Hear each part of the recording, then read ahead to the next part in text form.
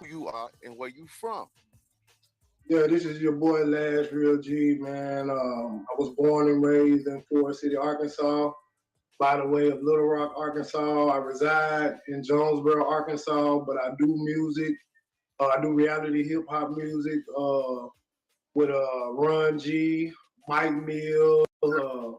I don't know if y'all know the producer Frank Castro. Me and him connected with each other. He does music for OJ the Juice Man. He does production.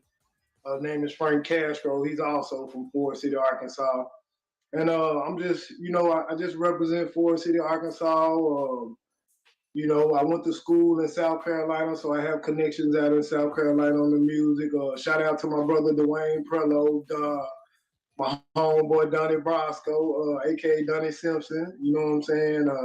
He's a producer and stuff out in South Carolina that I went to school with. So me and him, we trying to connect with each other and do some things. But yeah, this your boy Last Real G in the building. Salute to all my brothers and sisters in the struggle, and it is what it is. You hear me? Hey man, well check this out. I've been keeping my ears to the streets and everybody been telling me to check out your music, bro. I checked out one of your songs, man. I thought it was hella dope, man. Why don't you tell us about your last project?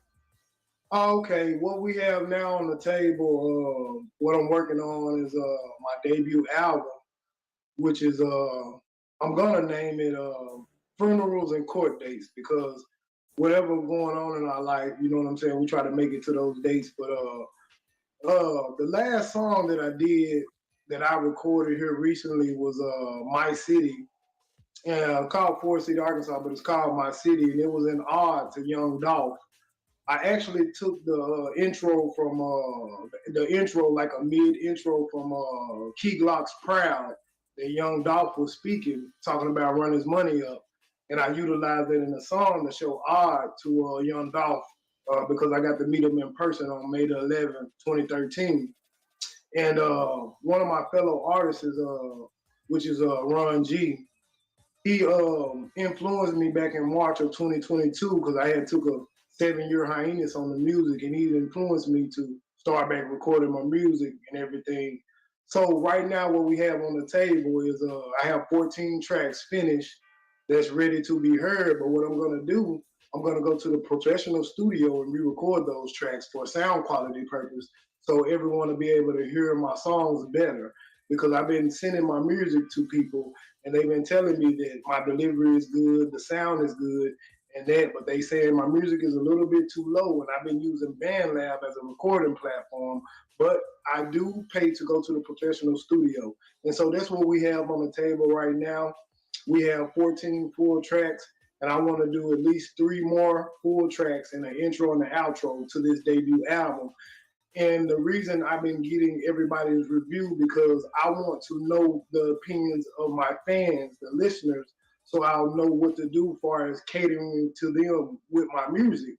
I know that people have everyday life situations that they're dealing with and things that's going on in their life, and I want everybody to know that even though you're going through something or I'm going through something, we still should be able to manage and maintain and do what we have to do in our everyday life, no matter what's going on around us, what's distracting us. We can't blame the opposite man for our situations, or we can't blame anyone for our situations. But I love doing music. Yeah, I want to continue to do my music to be able to help people and be able to utilize the money that I make either working or off my music to be able to help my community and give back to the community, whether it's I'm in Jonesboro, Forest City, Arkansas, wherever I'm at, to be able to help the youth and let everybody know that, hey, this man is a positive influence and he's a family oriented person. He cares about the women and the children and also my fellow brothers and sisters of the community. I just want to be able to help wherever I'm at and wherever I go. I want to be able to stand up and walk through and change the atmosphere wherever I'm at and be able to let people hear my music and tell my life story. I want the world to hear my life story. So that's the reason why I do music, because I love music. All right, so at this show right here, man, what we like to do is we like to dig just a little bit deeper into the background of the people that come on to the show. So, how was it for you growing up, man? How was it for you as a youngin', G?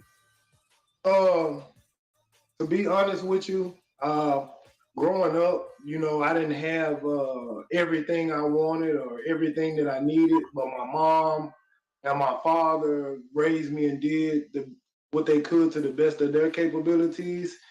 Over the years growing up, I used to be around my great grandmother and my grandmother and other family members, and I'm family oriented. I grew up in a household with three other siblings, which is me and my three sisters. My oldest sister is 41. My next to the oldest sister is 39, and I'm 38. And my younger sister, she is 36. She's about to be 37. So I grew up around them, which I was the only male in the house.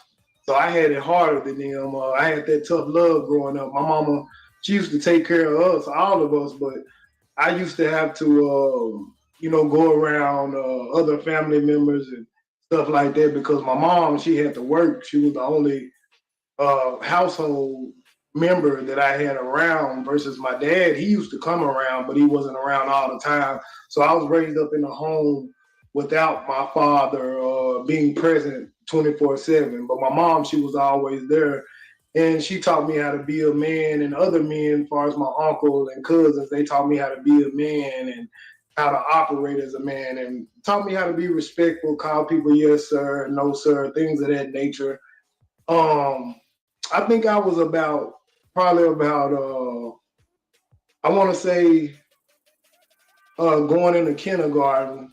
That's when I started realizing that my father wasn't really around, and I used to question my mother. Why my dad ain't around? What he got going on? What's so important that he's not in my life and he's not here with me every day? And my mom just got to telling me some things that happened in the past. My dad was really like an old player, you know what I'm saying? He'd be chasing his women, but he took care of his kids too. But my dad, he dealt with multiple women coming up. And in the summer times, I used to go be with my dad for those 2 to 3 months out of the summer. And right before school would start, I'll go be with my mother through the school year. But in the summer vacation, spring breaks and stuff like that, I got to be around my father's grandmother, which is my great grandmama, and his mother, which is my dad's mother, which is my grandmother. She when I turned about 13, I had moved from Fort Smith, Arkansas, from elementary school going into junior high school, my sixth grade year. I talked to my mom, and me and my mom ended up moving from Fort Smith, Arkansas, to Fort City, Arkansas, and that's when I got to be around my great grandmother and my grandmother on my mama's side of the family.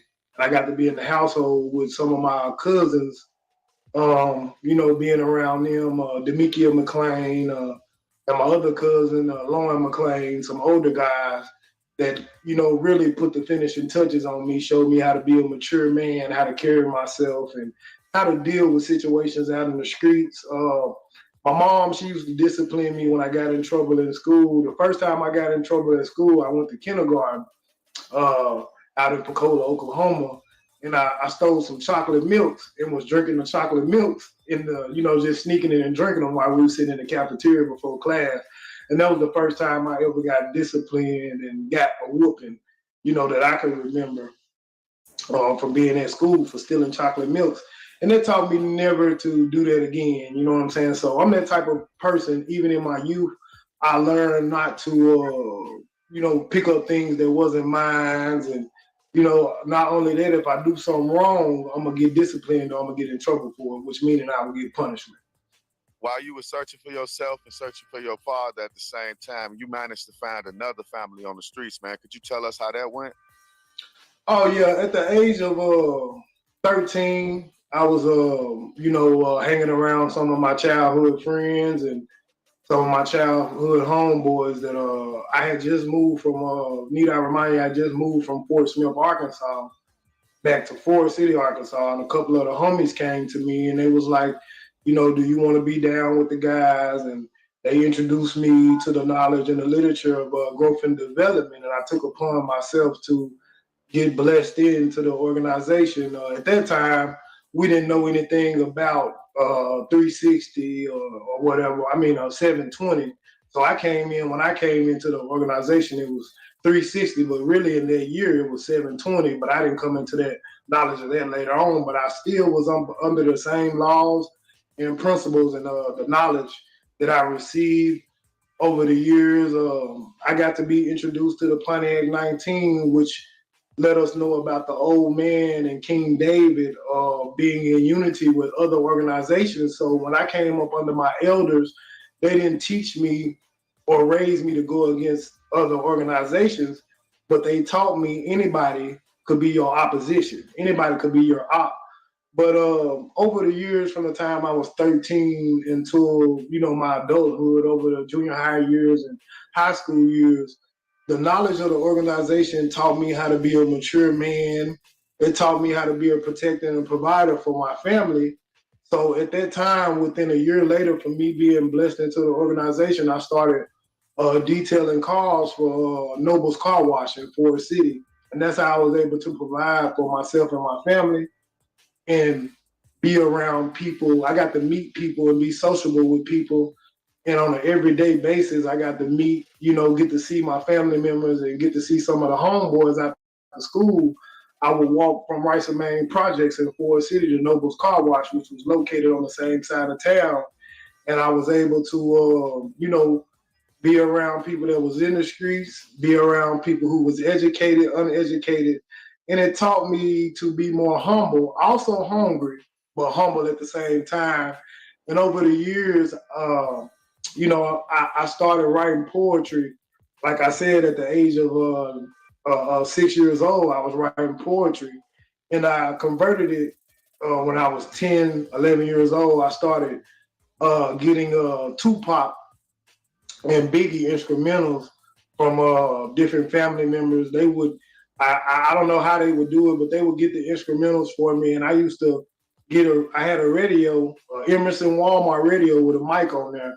And I would sit up there and record mixtapes at the age of 10 and 11 years old till the time, I was 12, 13 years old and realized what music was all about.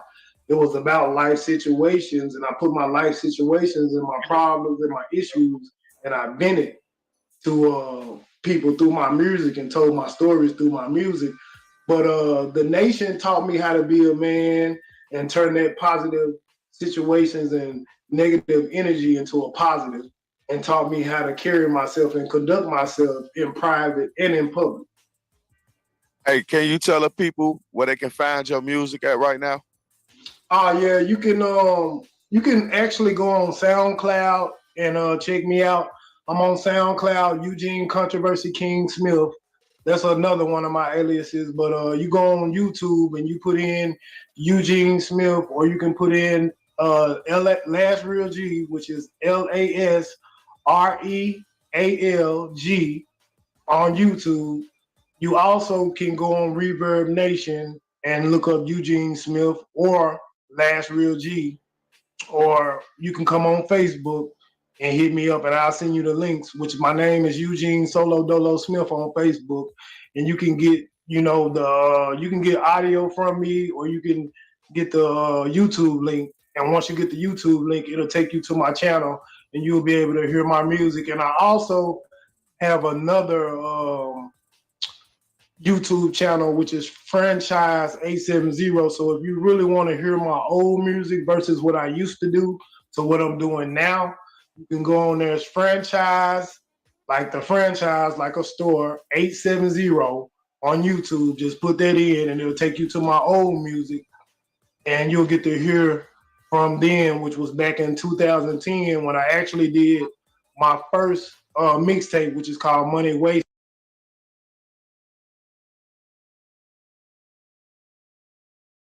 What's that word? What's that word, family? Hey, man, check it out, check it out, check it out, check it out. Is to the streets, is to the mother effer streets, is your homeboy loafing to go, and I'm back with another episode of Fast and Furious Interviews. Today, ladies and gentlemen, we got a very special guest in the building. I want y'all to show some love for my homeboy. Why don't you tell the people who you are and where you from? Afro Flow Production. You already know it's your boy Vincent Johnson. Shout out to Miss True. Shout out to the Fair Carolina. Y'all already know what it is. What was it like for a young Da Vinci Johnson growing up, man? Oh man, that shit was a movie, man. I ain't gonna say like a Bobby Brown movie, but that shit was like the movie, a movie for me in my own shoes, man. It's like, I fell in love with hip hop as a kid. I was beatboxing as a kid. Fell in love with basketball as a kid. Michael Jordan was my favorite basketball player as a kid. Shit was just crazy, man. Whole Growing lot. growing up, man, did you have both parents in the home with you? Yeah, in the beginning, yeah. What you mean in the beginning? Can you tell us a little bit more about that? Can you dig just a little bit deeper into that? Well, hmm,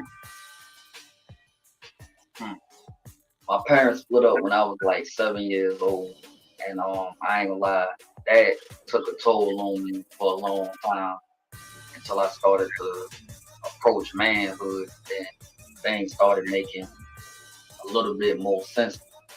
Um,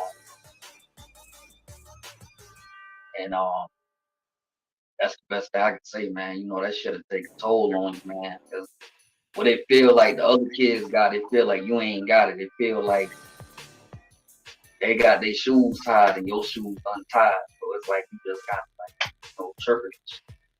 But I still love them equally. I'm closer to my mama, but I still fuck with pops at the end of the day. Shout out to Father. He a well known DJ, South Carolina. No matter what, I respect that hustle. What type of man was your father? Um, Damn, that's a good question. Basically like a businessman. Always about money. You know. Did some of did some of that rub off on you? It did, but not the way I wanted it to. You know what I'm saying? Like, but he taught me the value of $1 and like how to get my hustle on and shit like that. Like, especially if shit ever got like super real or whatever. You know what I'm saying? But the type of hustler I wanted to be was different from the type of hustler he wanted. You know what I'm saying? Like, he wanted to do more like local shit. No disrespect to his passion or whatever, because he one of the best DJs in South Carolina. Period. But um, I just wanted to do something a little different. Like, I wanted to do rip shows with that rap shit, write books, and I'm still trying to bring it off the ground. But it takes time. Like, it ain't like the people that make it look easy.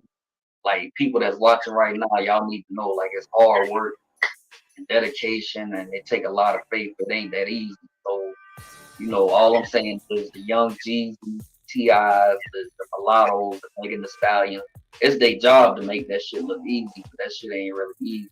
And everybody ain't gonna make it.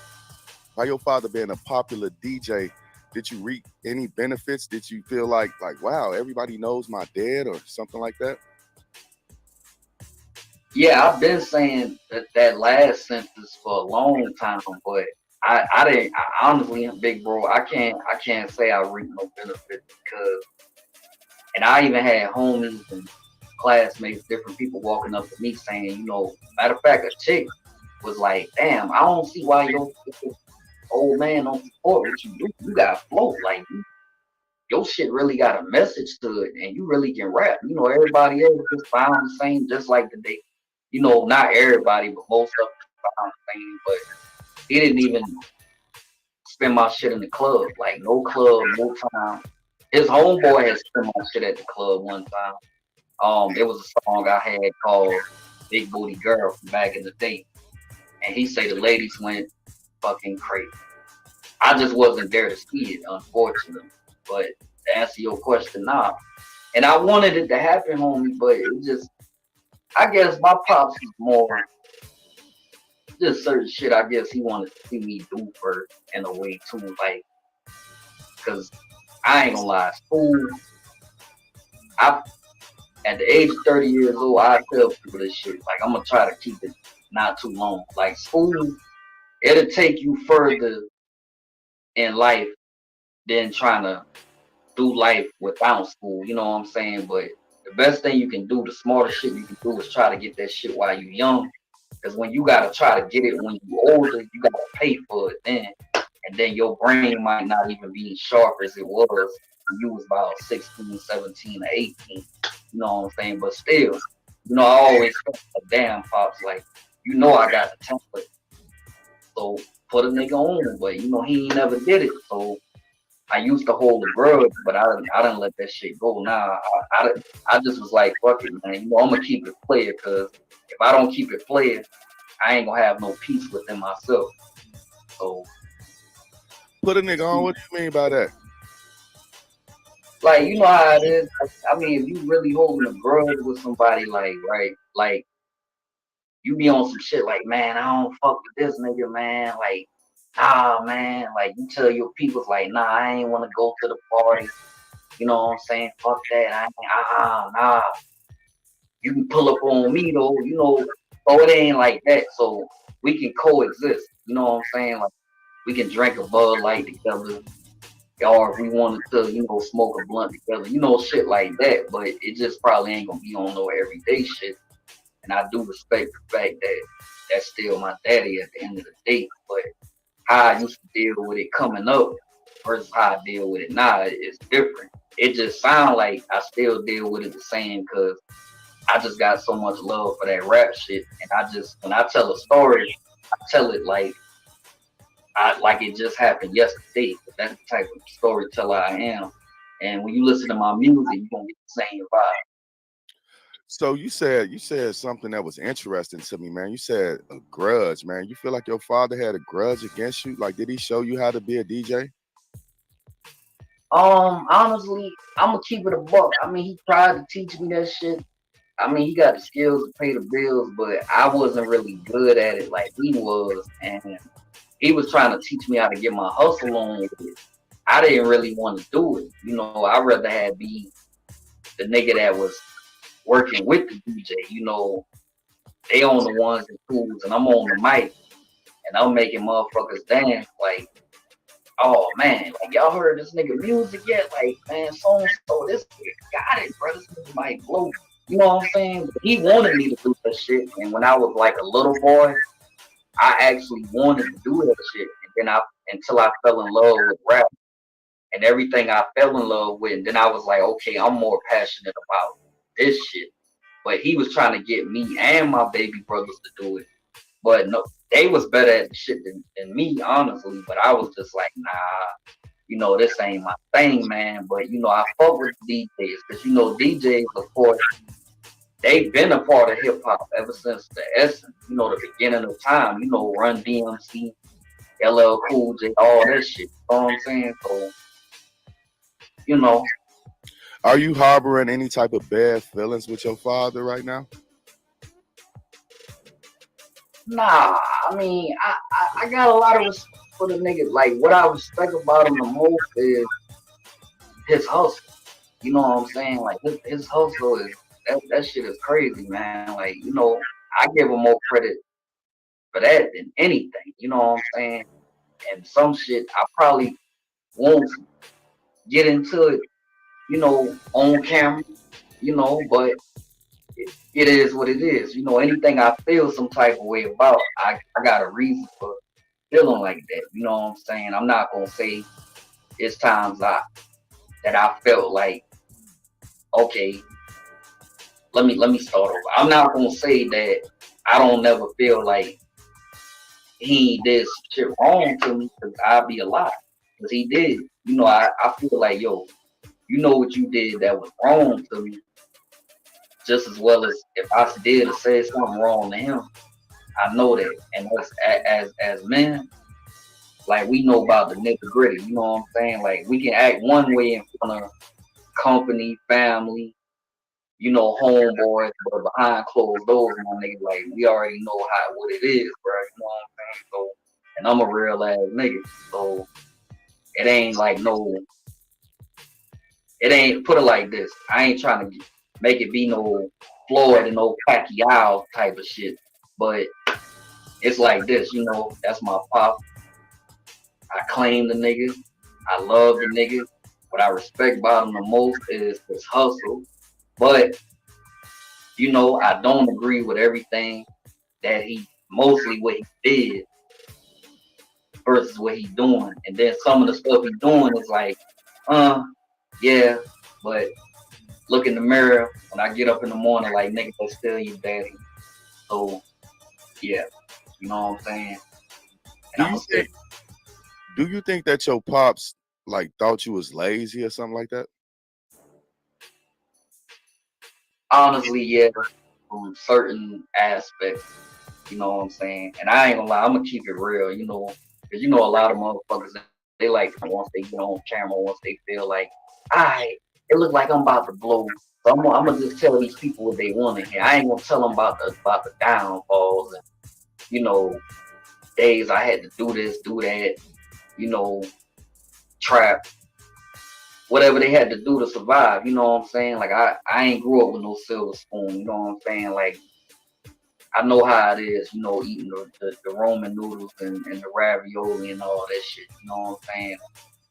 I'm just still trying to, you know what I'm saying, graduate from that shit. You know what I'm saying? Like make a way, make a better way for myself. Because if I do it for myself, then I can do it for my family. You Do know you, what I'm saying? hey, But yeah, I do feel like that. Yeah.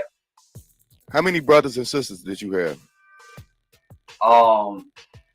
Damn, that's a good damn question, man. It's a lot of us, bro. I'm not gonna do what everyone thinks I'm gonna do.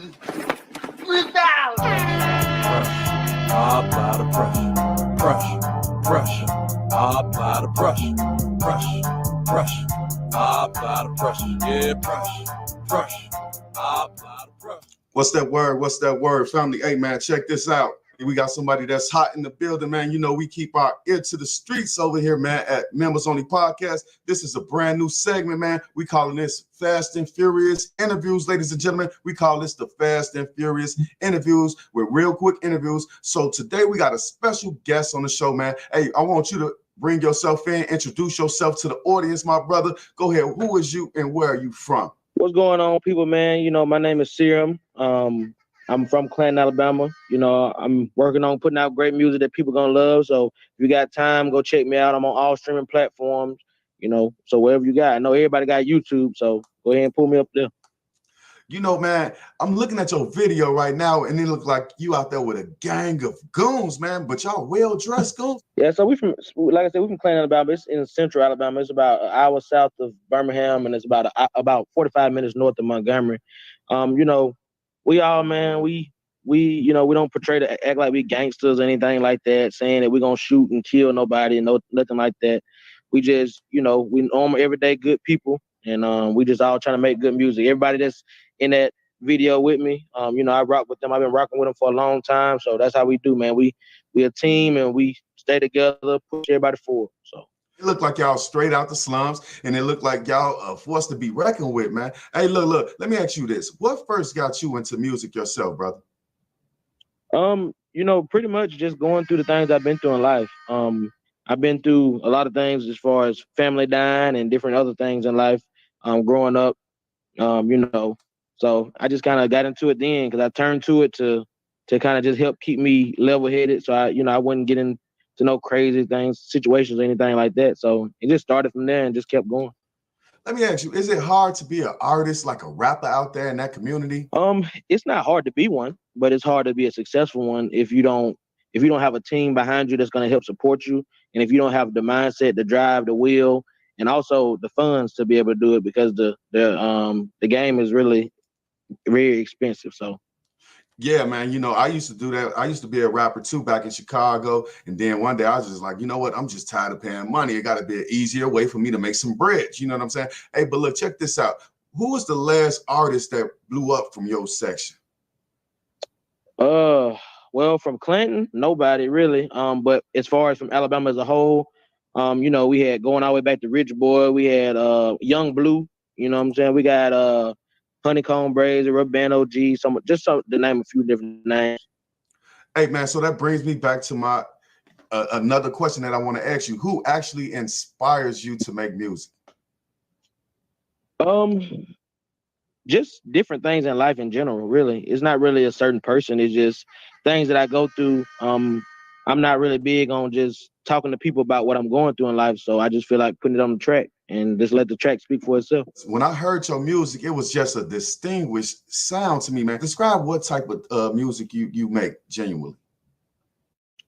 It's really, most of my stuff is like I make it where it's real relatable. So, you ain't finna hear that I'm selling drugs or that, I just caught a body, anything like that. You ain't gonna hear anything like that. You're gonna hear stuff about like the video you playing now, the song called Big Ol' Hater. It's Uh-huh. all everybody got that one person that's hating on them more than everybody else that lead the whole pack of haters. So when you hear that song, you're gonna feel that, you're gonna relate to that. And that's why that's like my hit single that everybody loves so much. Hey, well, let me tell you this, brother. That's one of the ones that I really love myself personally. Like I listen to it all the time, especially when I'm going out, because when I'm outside stunting, I need to let these niggas know, stop hating, man. It's serious out here, man. So don't pull up on side of me unless you want that business. You know what I'm saying? Hey, let me ask you this. You got a show tonight, right? Correct. So when you go into the booth or you start writing your music down, what is the creative process like? With me, it's like it all depends. Like it may be a couple of days where I don't write anything or anything like that. I'll something to just pop up, and I'm like, you know what? I'm gonna go write, and then I just write, and it just come to me just real quick. Like it'll be, for a prime example, I got a song that just dropped called What I Said, and the way it came about was my cousin posted a status on Facebook that said, I said what I said, it's out of my system. I'm good now. And so I was like, dang, that's okay. I'm gonna make that into a song. And then I made the song and I sent it to my cousin and she loved it. Like, so I just dropped it like 2 weeks ago. But just stuff like that. I might see something and I'm like, you know what? It relates to something else that done happen in my life. So I just put it together. All right, man. Hey, tell us the artist right now today that you would love to do a collaboration with. Kevin Gates. Kevin Gates. I mean, big general, man. I've been rocking with him for since before he got big, and his music is something different, you know what I'm saying?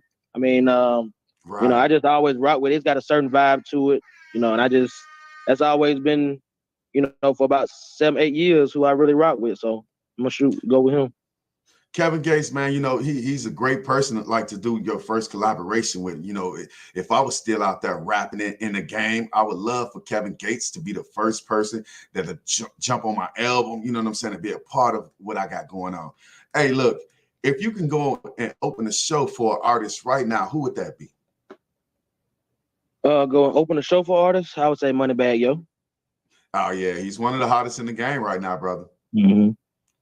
So Moneybagg Yo right now. That's it. Just Moneybagg Yo. All right. Hey, that sounds great, man. You know how you down south brothers, man. Y'all stick together, man. That's all I see what's going on with this right now. Hey, look, check this out, man. Tell us about your new project that you got coming out. Tell us about your homeboys, the people that you rock with, what they got coming out. Just keep us in tune with what's going on. Okay, so as far as new projects, I just did a surprise drop today, just only on my YouTube channel for a lot of people that I really rock with. But future things that I have coming on, I got a single dropping August the 20th called Big Bag. I got a single dropping on September 10th called Different Cloth, and then I got my first mixtape dropping October the 7th, which is my birthday. It's gonna be called 2 Minutes or Less. Every song on there you're gonna be able to rock with, and we're keeping it short and sweet and to the point. So, hey, and tell the folks about your show you got going on tonight, brother. So the show I got going on tonight, I'll be performing in front of Young Jock in Atlanta, Georgia, at Pregame Bar and Grill. We out there. We're gonna come out there. We're gonna show Jock a good time, and whenever Jock leave, he gonna be like, you know what? I'm gonna have to go. I'm gonna have to fool with Serum because that boy right there tough. That's what I'm gonna make him say tonight. All right, man. Tell the people where they can find your music at right now. You can find music on all streaming platforms, whether you got Spotify, Apple Music, Audio Mac, YouTube, the whole everything. You can follow me on social media. I'm on Instagram at Serum_the_rapper. That's SIRROM. And then you can follow me on Twitter also. It's Serum the Rapper. I'm glad that you graced our stage with your presence, brother. Look, I'm telling y'all right now, man, y'all gotta keep an ear out for this guy, man. Y'all gotta keep an eye out as well, because this guy is gonna be one of the next up and coming rappers, man. I'm gonna give him a couple of years or something like that, brothers and sisters. Trust me, trust me, trust me. Y'all know I got that ear, man. Y'all know I got that ear, man. I keep it to the streets. Thanks for joining us on our Fast and Furious debut members only podcast. You know what I'm saying, brother? Hey, we'll be back with you later. I'm gonna check you out. I'm gonna check your music out. I'm gonna stay in tune with you. You know, I just want to say peace and be safe on that road tonight, my brother. Yes, sir, man. I definitely appreciate it. Same to you. You have a good week.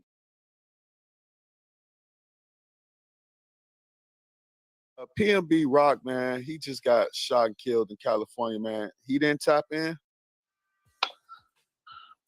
I don't know. From what I heard, he had been living out there for a minute. So I don't know who he was affiliated or with, man. His girl posted at Roscoe's and then that whole shit went down. I can't speak on PNB. I don't know if he was tapping in. I don't know. As far as I was concerned, from what I heard, he had been living out there maybe 6 months to a year. You know, people were telling him, you know, maybe he should move back to Philly. You know, so I don't know who he was messing with out there. R.I.P. PNB Rock, man. Another talented artist took way too soon. You really think that his girl was being followed by the ops? Yeah. I be telling my girl, lock your social medias down. Bruh, you know how many of these motherfucking pages be following niggas and they be cops? Besides ops. 12, you know what I mean? They all on the internet too. So why wouldn't the ops be following people if police is following people every day on social media? All right, but you do know that PNB Rock, he actually posted a picture of himself, you know, before his girl posted her picture. So I think they was following him, you know, and he posted. Possibly, yeah. Possibly, it's all possible. But I'm saying, like, in the streets, like, just even in Sacramento, I've heard of niggas that don't like a neighborhood and don't fuck with certain individuals following that motherfucker's girlfriend on social media to try to get a drop, or family members or that type of shit. That shit goes on all the time. I'm glad you said that. You know, that's genius, because that's exactly what I said when everybody was saying that they were following his girl. I said, well, if they followed his girl to find him, that was they might have followed his whole damn family on Facebook. You don't know. I don't know. You know, it's easy to do. Getting back to the music, man, can you tell us about your latest project? Oh man, it's called Blue Magic. I'm just trying to put together some good dope music for everybody, man. Gearing up, I'm gonna shoot a few visuals to it. Most people, they think, you know, you just make gangbang music or funk music. I'm not. I got songs, you know, singing. I got songs rapping. You know, I got songs about, you know, something for everybody. I try to make a little of everything. You know what I'm saying? Not saying that you want to. If a label wanted to sign you, who would you want to sign with and why? Man, if somebody wanted to sign me like right now, yeah, all the money that you want. Oh man, that'd be cool, cause yeah, it can't be no chump change. I'm not talking 50, 60 bands. I buy a car and, you know, lease a house or, you know, rent a house or some shit. I'm broke. I need life changing money if I'm in this life. You know what I mean? Like, man, what label do I really like right now? Who would I sign to? Probably PRE or QC, Quality Control maybe, or shit, I'd even sign with Wiz Khalifa, you know, if the money was right. You know, Taylor Gang or something. You know what I mean? Like, it wouldn't matter just as long as the money was right, you know, and the situation and the timing and it felt good. I'd be down to sign with someone, you know, but maybe Empire Music. I don't know. No LA or California. I'd sign with Snoop. Snoop cool if like he wanted to sign me, but you know, he's like major Hollywood. He don't know who I am. You know what I mean? But like, if Snoop ever realized who I was with them, it was like I wouldn't sign. Out of LA people, I'd sign with Snoop Dogg probably. What about Top Dog? They cool too, but I don't think my music would kind of fit in what Kendrick and them are doing. You know what I mean? I'm like, I don't know. Okay. Okay. You know, I don't know if I would fit in with like what they're putting out and what they're doing, but I would. But it'd have to be on like the grounds I can make my own music. You know, like they can't control too much of what I'm doing in that aspect. Right. All right. So let me ask you this. I'm the record label, and I say in the budget, we got room for one industry artist to jump on your first track, man. Who would you want that artist to be and why? For the fuck of it, probably NBA YoungBoy. Fuck it. He's doing like the most numbers, the most YouTube views, the most streams, fucking period. I'd say YoungBoy. I'd do a song with NBA YoungBoy. Hey, where do you see yourself 5 years from now? Man, I just want to be winning. I want to be established, man. I want to have everything going, this label, this music, this YouTube, just everything that I'm putting together and that I'm working on right now, man. I just want it to come together and kind of in the next 5 years, hopefully just get bigger than what it is and just take off more. You know what I'm saying? Like, I want to be able to put my friends on, my family, you know, everybody I fuck with. Why don't you tell me your top 5 California artists? Top 5 California artists. I love E40's music. I fuck with 40 Water, something tough. I'd say E40. I like Ralphie the Plug, Mike Sherm, Filthy Rich. Rest in peace, the Jacka. I'd say Jack probably fifth, and then if I get another one, I'd say Sibo from Sacramento. It's my favorite artist. He's been mashing through the game for years. He's the only Sacramento, California artist on Tupac's All Eyes on Me CD. Who's your top 5 industry artists? Industry, I'd say probably I like Young Boy. His shit cool. Some of it. R.I.P. I like the Jada Youngin. Some of his music was cool, you know. Youngin Ace. I fuck with Ralphie the Plug. Lil Uzi Vert. I like a lot of his music and shit, what he's doing. You know, some people don't like it, but I see like it is for what it is, you know what I mean? Hey, why don't you tell the people where they can find you on social media? Sauce God 916 SAUCE GOD 916 on Instagram. All right, so Sauce God 916 everywhere, man. Yeah, SAUCEGOD 916. Or 6 OD, not a G. The number 6 instead of the G. All right. The number 6 instead of the G, man. Yeah, I appreciate you too, man, taking the time to tap in and interview me, man. It's been great. Yeah, man. Man, shout out to you, man. I wish you much success, my brother. You know what I'm saying? Keep your head. Man. I wish you all the best, man. With that being said, I just want to say peace. Hey, peace. Shout out to everybody out there, man. Tap in. Thanks for fucking with me, man. Taking this time to interview me, man. I respect it.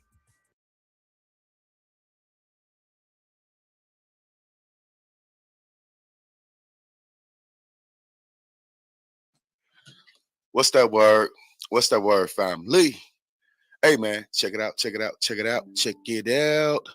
The homeboy Low from the Go finally got an interview, and my interview was with none other than blackman.com. Hello, blackman.com. All right, so I want you guys to see it. I wanted my audience to see it. So my man said it's cool that I play it. So I'm gonna play it on my channel so that you guys can see it.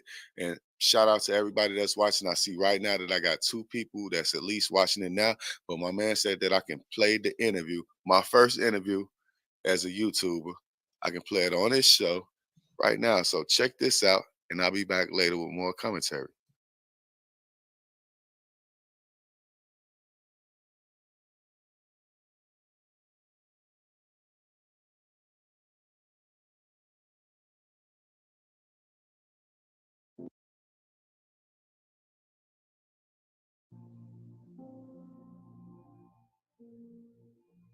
Hello, black man. Hello, black man.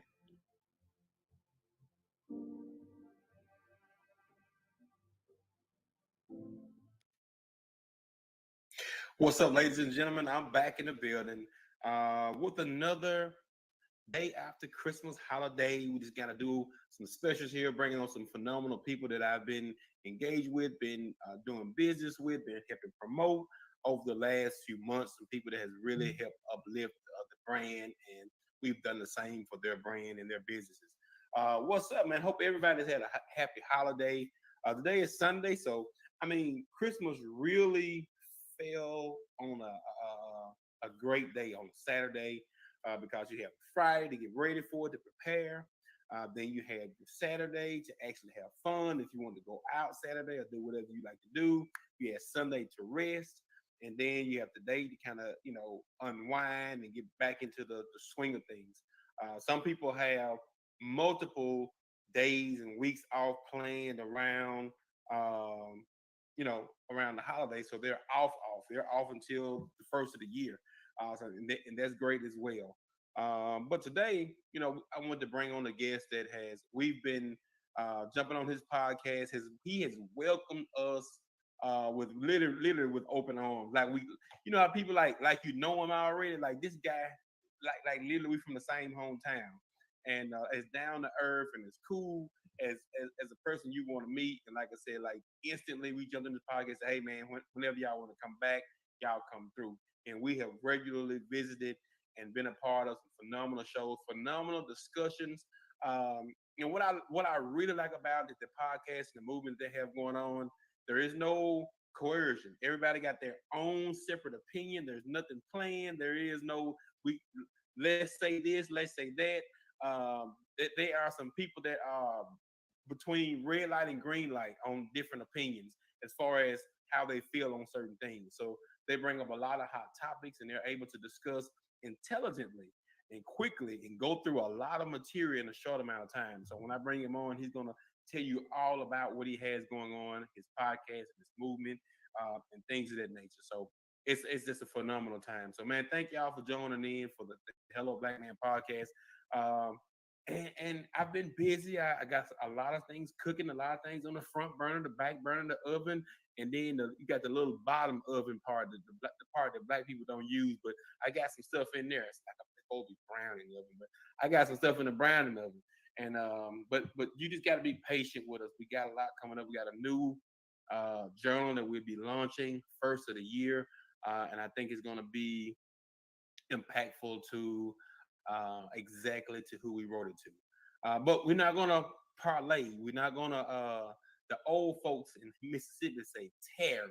We're not gonna tarry long. We're gonna bring on a phenomenal guest, and he's gonna tell you all about what he got going on. Low from the go. What's that word, family? What's happening, my guy? What's happening? Oh man, just sitting back, relaxing. I want to say Merry Christmas to you and your family, bro. Yes, sir. Appreciate it. Happy holidays as well. Happy holidays to you, man. What you had going on this weekend, man? Oh well, nothing much, man. It's just small, intimate thing that me and my family had going on. So pretty small, close knit thing that we Mm-hmm. going on in some. I mean, That's well, this man. Christmas. That's what's up. My family actually had a little small get together New Year's Eve night. And like I said, it's one of those things. We didn't have it last year in the midst of the pandemic. This year we had our, the regulation must have masks, girls are vaccinated, blah blah blah. But it's just good just to be around family. Uh, at some point in your life, it's just kind of what you do because when you were younger, you just had to do it. You had to be around family. It's just how our families work. We are going to your aunties, we're going to grandmamas, we're going there. And then as you kind of grow up, you just kind of separate and kind of do your own thing and stuff like that. But I tell my young cousins and stuff now, I'm the OG now. Like I'm one of the OGs in the family. So now I'm calling, checking on them. Hey, are y'all coming to the little family thing? Y'all come through and stuff like that. It's just crazy how time has kind of come full circle for stuff like that. Well, that's what I kind of want to be within the family unit. I want to be the person that Hmm. everybody comes to. We have a lot of fun at holiday events, so I want to be that person that throws those holiday events. I did back in the day, a few years back. I definitely had the house jumping with family members over Hmm. all the time, And now it seemed like we just went a little bit our own ways. I'm not sure Hmm. why, but people have realized that um, sometimes a little air is what's needed too. Oh yeah, for sure. Oh yeah, yeah, yeah, yeah. You got to kind of be yourself and see get your own vibe about people. You know what I'm saying? I tell people all the time is that it's certain people you need to be around and certain people you don't. Family or not, you know what I'm saying? Friends or not. It just kind of one of those things you just kind of got to feel out for yourself. If Yeah. you would, man, tell the audience who you are, where you from, and what all you got going on. Okay, well, check this out. I'm Low from the Go. The Go stands for Chicago.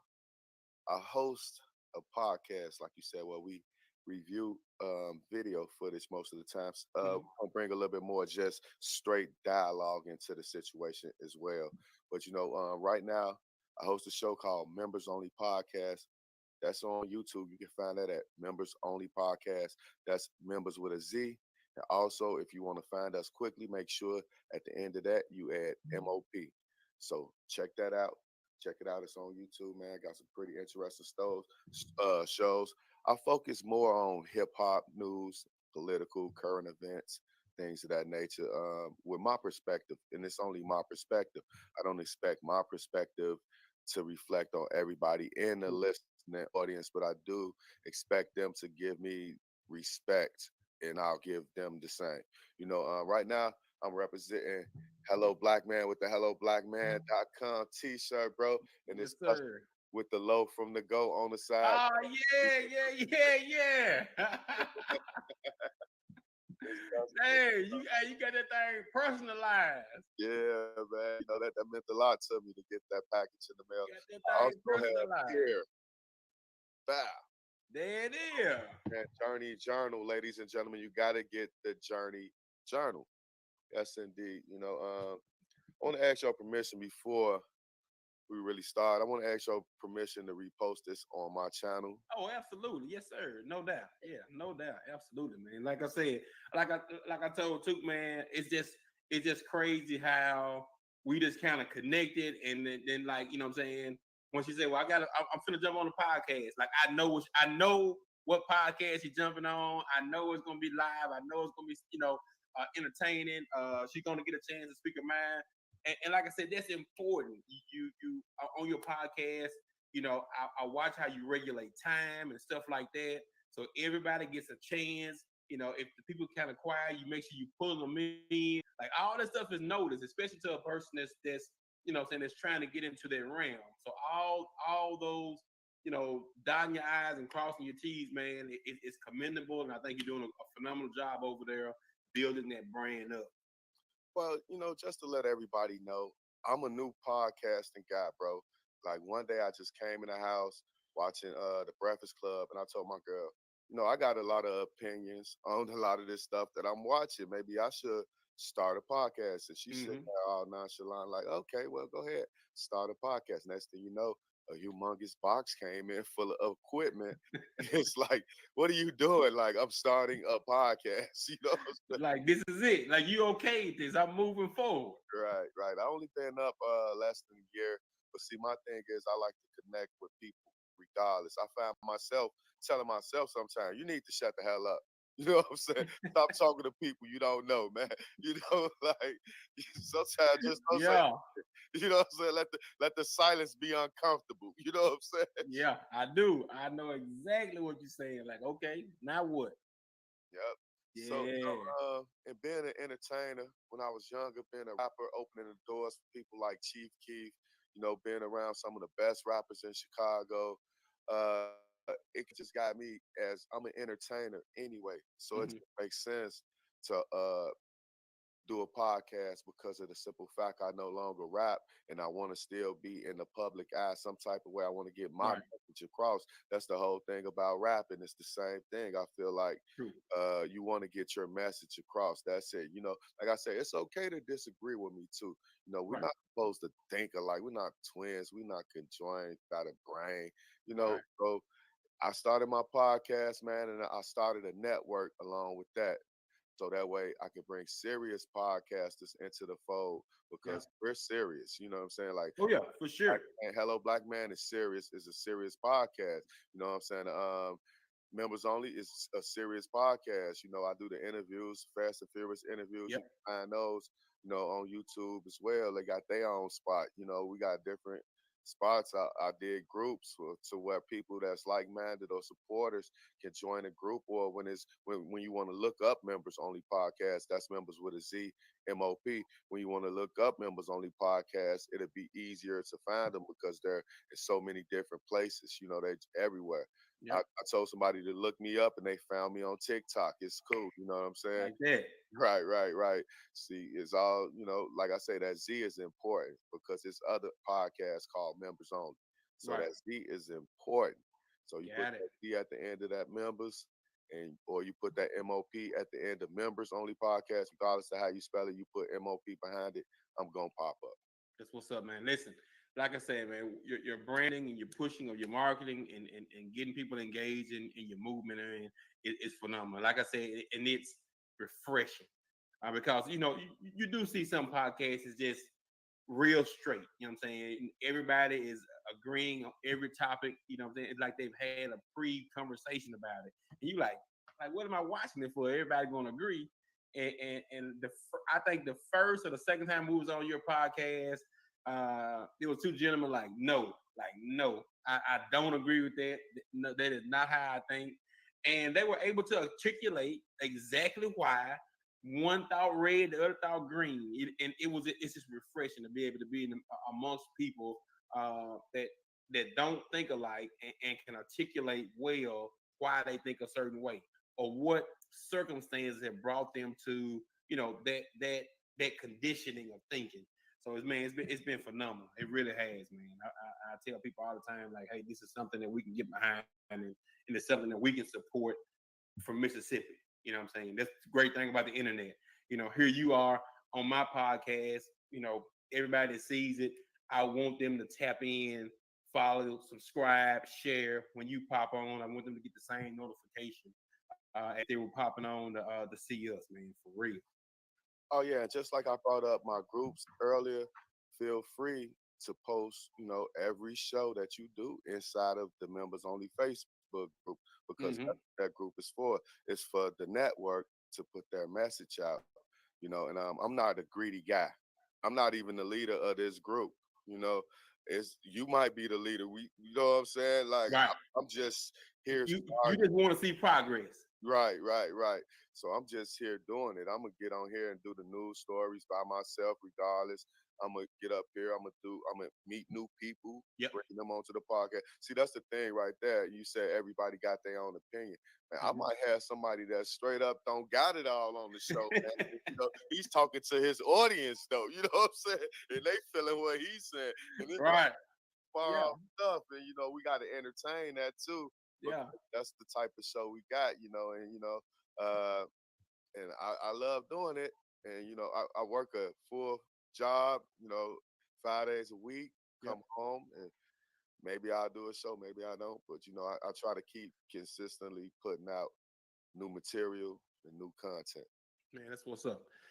So what we're gonna do, we're gonna ask you a series of questions, about 3 questions, maybe 4, and just get your opinion. You're straight off the cuff. Like I say, everybody know this is definitely unrehearsed. Um, and let's get a black man's opinion on some of these questions, how it hits, and where you stand on some of these topics. So the first question is, this is question 31 in the journal. It says, "Hello, black man.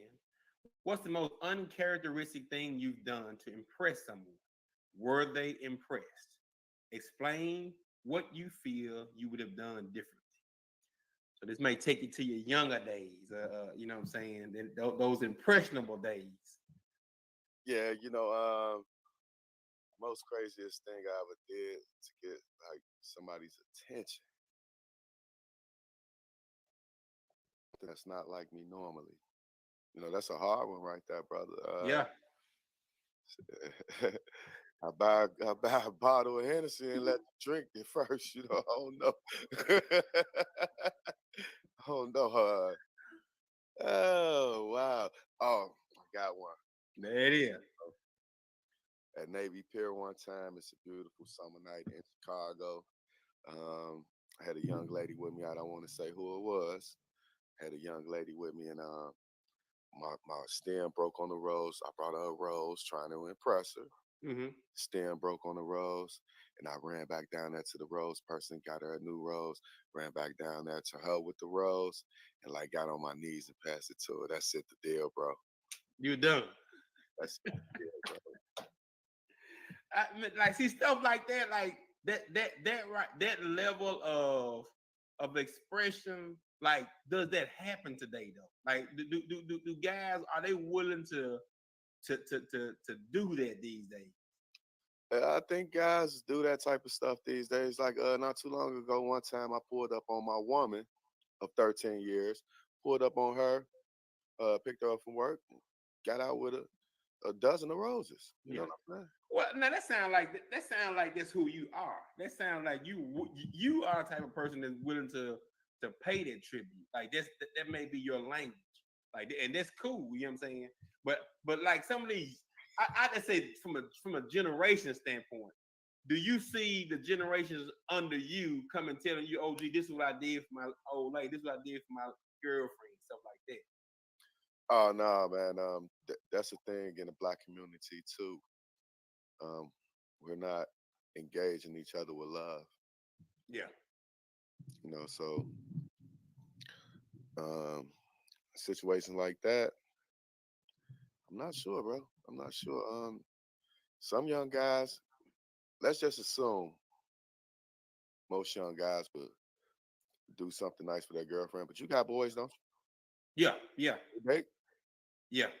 Well, this is the thing. I try to tell my son, let me tell you what you could do. Like, you know what I'm saying? It's still gonna be up to him to go through it. But I say, hey man, let's take us some candy. Look, check this out. Check this out. Lil Durk just got on his knees Yeah. in the concert in Chicago. So it's like Did. a Chicago thing, you know. Got Yeah. on his knees in the concert in Chicago and Yeah. I proposed saw to it. his girlfriend. Yeah. That beautiful? Yeah. Oh, absolutely.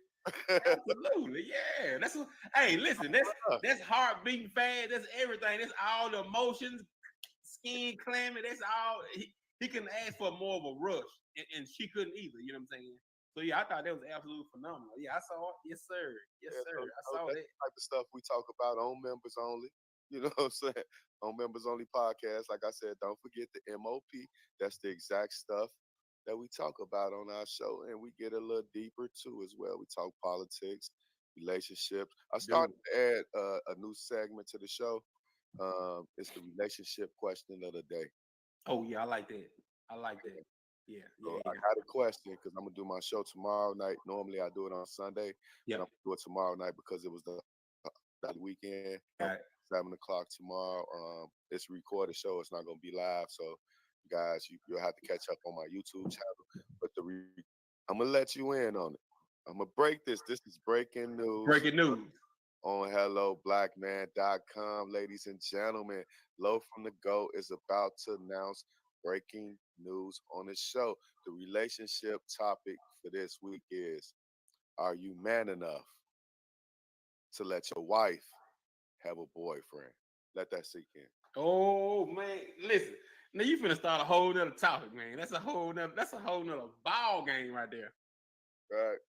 So that's gonna be the relationship question on Members Only Podcast tomorrow night. Yeah. I have it out tomorrow night, no later than 10 I p.m. I, I I'll be there. Yeah. Yeah. Yeah, that's Yeah. I mean, just the way you word it, I gotta see what the angles are in yeah. this thing.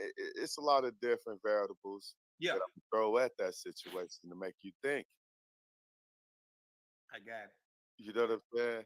Yeah. Throw at that situation, it's gonna make you think. Well, can I? Could I? Am I that type of guy? Will I transform into that type of guy? You know? All right. Yeah, I'll be there. Everybody I ask I that definitely be question, they tuning start in. tripping, bro. You got one guess for sure. You got one for sure. I'm tuned in 100%. Absolutely. Appreciate that. I appreciate you guys for joining the show. It's Oh all yeah. do, representing Hello Black Man, getting the word out there. Oh, absolutely, absolutely. So I got this is question 24 in the journal. It says, "Hello, black man. What or who motivates you, and describe how it feels to be motivated. Who or what motivates you?" Um, Success motivates me more than any person. I want to be successful, just like Drake made that song. I just want to be successful Yeah, at all costs. Like I said, it was a great transition for me, a normal transition for me to go from rapping, entertaining, and to going into doing podcasts, talking to people, and meeting new people. That's what I do. I told you sometimes I'm serious. yeah, Like, dude, I used to sell movies at one point, making more than the drug dealers. They didn't even know it. Underneath, they didn't know it till I like brought something expensive. Man, what I would buy would be a car. You know what yeah, I'm saying? Like I wouldn't yeah, buy jewelry. I wouldn't buy none of that. I buy a car. They be like, Dad, this nigga just pulled up in a BMW. You know what I'm saying? Like selling movies. You know what I'm saying? Like, shit. Like, yeah, yeah, I'm pulling up. I'm throwing them rims. I love rims. I love sounds. Everything about cars. yeah, I love. So I used to sell movies, and the homeless people used to come to me, bro, and talk to me, and I would talk to them like they was a customer, knowing damn well they didn't have a TV, bro.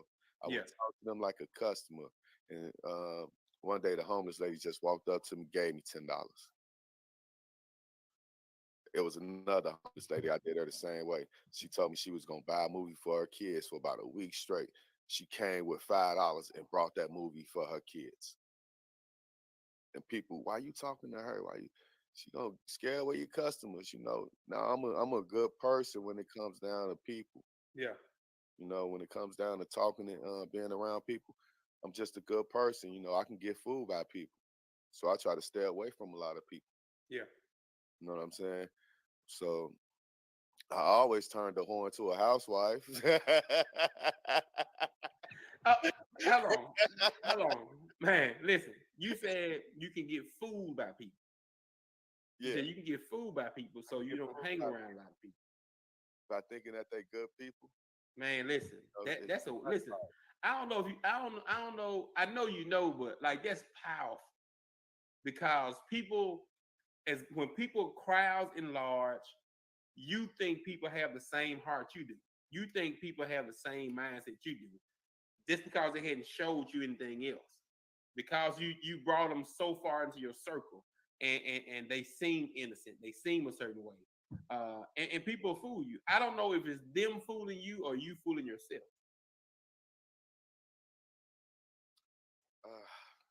I just, don't trust a lot of people. I'm from Chicago, real OG. You know what I'm saying? I got the gift of talking to people. Evidently, I can network with people, Mm-hmm. but I never think of myself as the lead person or the person that can hold something together. It's gonna be somebody else. I'm gonna set the pace for the next person. That's the actual Messiah to come forth and lead our people. Bam, straight to that promised land. Yeah, I do. I like that. Like I said, this is one of those things where, like you said, people will fool you, man. People will get in your bag and tear your whole house down, and you won't even know where it's coming from.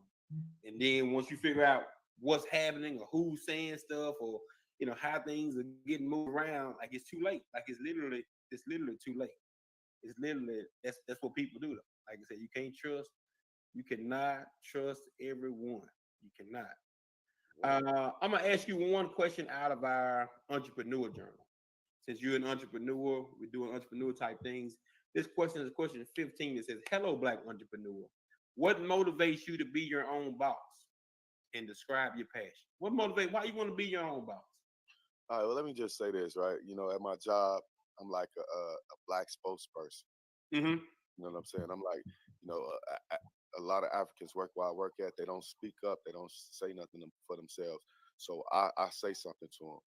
Just recently, I went to HR and I told them, I said, look, we get a half a point every 90 days straight that we work. Like I said, that half a point ain't cutting it. We need a full point. Got that done. Bam. You know what I'm saying? That's for everybody, white, black, whatever. You know.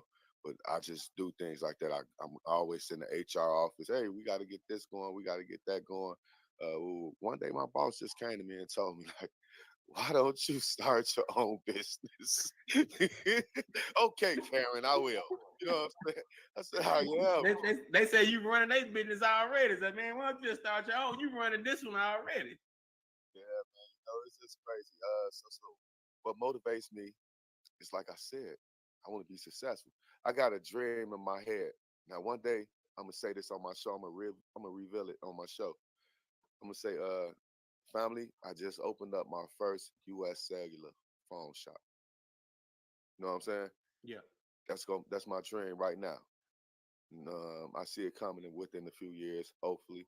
But that's my dream right now. I'm gonna get on my show and say, just opened up my first cell phone store. I don't care who it is, what provider, but I definitely want to deal with luxury devices. So I don't care who it is and what provider, but I'm opening up a shop. Yeah, next thing you know, to stay within the technology, fix it realm. Yep. And the new stuff coming out, stay with the hottest stuff, the trends, and then just keep on going from there. Yeah, that's some long-term thinking, man. That's a long-term thought, man. A lot of people look for right now. You go to that realm, you go to that business, you talking about the next 40 years, people gonna be buying phones, getting phones repaired, getting, needing the latest and greatest devices and stuff like that. So that's a great strategy, great goal to have in mind, man. Absolutely. So listen, we're gonna switch gears, man, and I want to know what's next for you. What all you got coming up on your podcast? Make sure people know how to get in contact with you. Just make sure everybody that looks at this from our side say, hey, I know where to go. I know how to get in contact with him. And I know what he got coming up. All right, well, it's low from the go at gmail.com. Members only podcast. I'm all over the internet. I'm all over Facebook. You can find Members Only Podcast on Instagram. You can find Members Only Podcast on Twitter. You can find Members Only Podcast on TikTok. So we everywhere. We out there. All you got to do is remember to put that Z at the end of members. Members Only Podcast, and M.O.P. will bring it up most of the time. Got it. What I got next, I'm just gonna keep putting the pedal to the metal, keep gas in the vehicle, keep it going, and that's another thing. You can hear me stuttering a little bit, man. I stutter. Yeah. It's something for me to get up here and talk to you guys and get on this microphone and talk. It's kind of hard sometimes, my pronunciation of words suck. So it's kind of hard sometimes to get up here and talk to you guys. But yeah, just follow us at Members Only Podcast. And I do want to say once again, bam, I'm rocking my Hello Black Man t-shirt. No doubt. Members Only Podcast on the back of it as well. So I really appreciate you guys for sending me the t-shirt and the journal. I encourage everybody to go out and find Hello Black Man. What could you find Hello Black Man just for my audience when I repost it, bro? Just helloblackman.com. They go to helloblackman.com. They have a place to order. If they are Amazon junkies, there's a place on there that links you directly to Amazon. You just throw it in your cart with the other 100 boxes that you ordered in a week. So you can go right there and get it. Either way. Yes, sir, man. I really appreciate you guys for letting me join the show. Absolutely, man. Believe it or not, this is my first time with somebody actually asking me questions. Man, listen, you've done a phenomenal job. It's just so crazy how when you start talking to people, the similarities that come up. I myself stutter, my dad stutters, and you talk about pronunciation and stuff. So I was recently in Iowa, and literally, you have like little startup meetings. You have most businesses have startup meetings. You start talking and stuff like that. And I know I'm country. I know I have a country twang or accent or whatever you want to call it. So I started talking. Man, you just seen them people looking at me like man, like what? They touching each other like I was speaking a different language. They're like, hey man, where you from? Where y'all from? I'm like, I'm from Mississippi. Like, yeah, man, you sound different. And you would think that the I guess the pronunciations were similar because they're from out west and down south, but it's nothing the same. So different. The way they pronounce certain words and the way we pronounce them are so different. And I felt some type of way. Like I felt some type of way. I felt like I felt like they were trying to take a shot at me from an intelligence standpoint because I sounded a certain way. So I always try to just be mindful of it. It makes you kind of nervous when you're speaking. You want to make sure you're saying things properly because you don't know who's listening. So I feel you 100% on that. I feel you 100% on that. Right. That's why I don't never do live shows that much. You know what I'm saying? That's why, Lo, why you ain't never going live? I don't go live because I want to make sure you understand what I'm talking about. Got you. My point as best as I can edit. Got it. I'm still That's what's doing up. that. Man, Lo, man, I appreciate you coming on, man. I appreciate you being a phenomenal guest. Of course, I promise you, we will be in contact. We will continue to support, man. The members on the podcast, everything you do, I think is phenomenal. Continue to grow. And man, I just thank you for your time. Thank you, my brother. Yes, sir. Peace. Peace. Man, that's Low from the Go, man. Make sure y'all check out the members on the podcast. What we're gonna do to ensure that you all can get in contact with him, we're gonna drop that link in the comments below. This guy has been opening his doors to Hello Black Man from Chicago. I've never met this guy face to face. We just been over the internet. He's doing something similar, as same as we are, and he's has allowed us on his platform to give our opinion on certain things. I just think it's cool, man. You have to be receptive, and you have to be able to reciprocate that type of energy, that type of phenomenal feedback. So I want you all to make sure you go to YouTube and follow his podcast on Facebook as well. My name is Jamie Jenkins. I thank you for your time. Hello, Black Man. I'm back in the building. And so we got a lot of good content. We got a lot of good content coming to you. Me and Tooth, we got our follow-up show that we'll be doing. It's kind of getting to know each other for you all. So I think you all enjoyed it last time. Got a lot of great reviews. So we're going to be doing some more talking, some more digging into some relationship type stuff. Relationship, I don't think you can get enough good relationship advice. Now, what you do with the advice is going to be, up to you and your home. So listen, don't forget, I'm gonna go through the gambit. I'm gonna go through the gambit real quick. For you couples out there, old couples, new couples, the Hello Black Couple Journal for 2 individuals. Go and get that. Of course, we've already shown you the Hello Black Man Journal, 52 unique questions for the man in your life, man, uncle, brother, nephew, son. They need it. If you got a young child that needs to be able to express themselves other than social media, grab your Hello Black Child Journal. Also, Hello Black First Responder. You have a policeman that you want to allow them some space and time to get to know themselves. Some firemen, some first responders, paramedics. This is directly for that group of people. We also have for the college student. Listen, if you're in college now, or in college 20 years ago, or planning to go to college, this is something great to have, just to relive old memories or to write down the things you're going through right now. Of course, we have the entrepreneur. This has been selling out. We literally have like 2 copies on hand. So, hey, listen, if you're an entrepreneur, grab this and kind of keep your business in line. We have the educators for all our principal teachers, anybody in the education realm. This is specifically for you. I think you are underpaid and not as valued as high as you should be. For our teens, basically from another planet, hey, listen, give them some space, give them some room to operate. I promise you they will tell you some things that you don't know about. And we have the Hello Black Woman mom, daughter, niece, grandmom. Let's connect generations.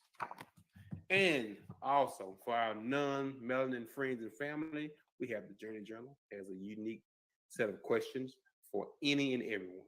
Listen, guys, it's been phenomenal talking to you this evening. Hello, Black Man. Make sure you visit helloblackman.com.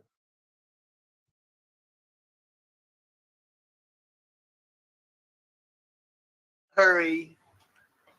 I'm not gonna do what everyone thinks I'm gonna do. Live out! What's that word? What's that word, family? Hey man, check it out, check it out, check it out. Once again, ladies and gentlemen, we back with another episode of Fast and Furious Interviews. And once again, I got a very special guest that I want to bring into the building, let you guys know who the hell he is and where the hell he coming from. So Tim Quint, why don't you tell the people who you are and where you from? I'm Tim Quint, man. You know what I'm saying? CEO of Play Hard Entertainment. You know what I'm saying? Right now, I'm home down Stockbridge, Georgia right now, man. Southeast Georgia, man.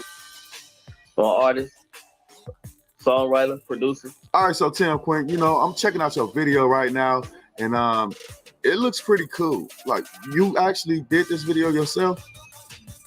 Yeah, I just got with a chick that I'm actually putting a song out for right now. She did the video for me. So it wasn't like, it's basically with me, bro. I shoot videos, bro. It's really like some everyday life shit. I ain't in the club every day, bro. I just really be chilling, bro, but I really be on, you know what I'm saying? So every time I shoot a video, I try to put it, you know what I'm saying? Like, my content, it really ain't much to it unless it's the story that I'm telling. So that particular song right there, man, I was just feeling good one day, you know what I'm saying? We're just chilling downtown. As a matter of fact, my older sister, man, she got lost downtown, and we just did something down there real quick. So yeah, you know, I'm looking at the video. It looked like a real feel-good video, man. Tell us what this is about. What's the so it's kind of like, man, Prom Float, man. I kind of like use two concepts in one. Like, really, just like I said, coming really from nothing, man. Like, started making my own beats. You know what I'm saying? Like, I did a lot of shit, like a lot of stuff growing up that detail that song. Like, you know, I got my own engineer, you know what I'm saying? Like, the Play Hard Entertainment shit really just be me, bro. Like, it's just like right now, it's really me. But I got some artists that I'm working with, you know, I'm producing or putting some songs together. So that video, bro, you know, I was just down there chilling with my sister, man, talking to her little friend that go to Grady. And he like, we just down there kicking it, man, eating it, playing the game, you know what I'm saying? So I was just like, bro, just throw all up in the video, bro, like, you know what I'm saying? You can do anything you put your mind to, bro. You just gotta do it. Just don't let nobody tell you can't do it. And with music, bro, like, if it's good music, I don't see no time on it. Yeah, I don't put no time frame on it. Like, some shit everybody can listen to every day. Everybody out here trying to get it, no matter how they trying to get it. You know what I'm saying? So, as long as ain't nobody getting hurt, bro, and people getting money, bro, I'm good. So, That's kind of what I put into my message, bro, into my song. What's with your rap name, man? Tim Quint. What's with it? Tim, that's my first name. My middle name, Quentin. So I, just dumbed it down, Quint. Hey, but look, tell me, what was it like for a young Tim Quint growing up? No, just normal. You know what I'm saying? Grew up on the east side. Shit, I went to Druid Hills High School. You know what I'm saying? In Atlanta. Stayed on the east side majority of my life, man. Stayed in Clarkston, Stone Mountain, Decatur, Lithonia. Even stayed out in Conyers. Yeah. Stayed on goddamn Memorial Drive, Zone 6. You know what I'm saying? I just stayed everywhere on the east side, bro. Hey, you grew up with a father. A lot of black men didn't grow up with their fathers, man. Could you tell us how it was for you growing up with a father in the house? Your father was also in the military, so I think that it'd be a little bit different than the average. It was tough at sometimes, man, but it was real. It was like, at the same time, you know how they say, learn from other mistakes. See what I'm saying? Like, watching my dad raise me, I'm the middle child. You know what I'm saying? I'm the middle boy. So it's kind of like watching my dad making mistakes growing up, bro. It was kind of like, damn. But then seeing them bounce back, you know what I'm saying? And to also have my mom and dad the whole time, to see it, you know what I'm saying? When I hear people say, man, growing up without a dad, it was hard. Like, nah, bro, it's hard if you make it hard. You know what I'm saying? Like, he play a big role, but some kids can go astray if they don't listen to their dad. You know what I'm saying? And like, I ain't necessarily like, not say I didn't listen to my dad, but I ain't necessarily make a lot of decisions that I didn't think my dad would make. So, you know, just watching my dad go from job to job to job, bro smart, you know what I'm saying? Bro was just smart, but I grew up in the 80s, bro. So it was like, you know, we done seen everything back then. So it's like, I done seen my dad weather some storms, bro. Cause we used to be right there in the motherfuckers with him. And to see like, and, you know, to see that my mom and dad still married all this time, bro. You know what I'm saying? She rode that rough storm with him. It's kind of like, you know, that kind of shit you really want, bro. You know what I'm saying? Like, just really want to be happy, bro. You know what I'm saying? All the money in the world, like, cause I saw that shit growing up, bro. We ain't never always get everything, but like, as I got older and got the shit, cause I was in the military myself, bro. You know what I'm saying? So it's kind of like, I got to see the world, and like, I had so much money, bro, but it was just kind of like, bro, money good, you know, take care of what you need to take care of. You gotta worry about money, but you know, if you get taken out, of the world, bro, what you gonna do with it? Right. So I ain't too big on it. I ain't against rapping and like showing all my money. I ain't against it, but me, I ain't got no reason to goddamn be throwing it in y'all face. You know what I'm saying? That ain't for me, bro. Right. So that's why you make your videos the way you make them, just average. Just average, bro. You know what I'm saying? No flexing, no jewelry, no watch, no big watch, none of that type of stuff. You're a different type of rapper, man. Can you describe your style? Well, see, I really didn't try to be no rapper, bro. To be honest with you, bro. I was making a lot of beats, bro, and trying to get them off to different rappers and whatnot, but all the rappers were trying to sound the same. And I know myself, like, I ain't trying to be better than so and so. But when it got to the point where people start telling you, hey, make me a beat like so and so, you get to the point like, damn, nigga, you ain't trying to be original, like you just trying to sound like everybody else. I was like, well, shit, all right, like, I just start rapping with them for myself. You know, right. Shit, how can I lose? I made it. You know what I'm saying? If I want to do something with it, it ain't hard for me to goddamn figure this shit out. I've been doing this shit for a long time. Like I said, music, if you make timeless music, you ain't got shit to worry about. You just gotta make sure you know what you're doing. You know what I'm saying? You gotta know how to market it right. You know what I'm saying? Get it in the right ears, all right? You know, it really wasn't no me trying to goddamn be a rapper, bro. So right. My style is very authentic, bro. I rap about shit that I really went through, bro. Speaking of things that you went through, you were telling me earlier about a story with you and your cousin. And could you tell the listening audience that story? Bruh.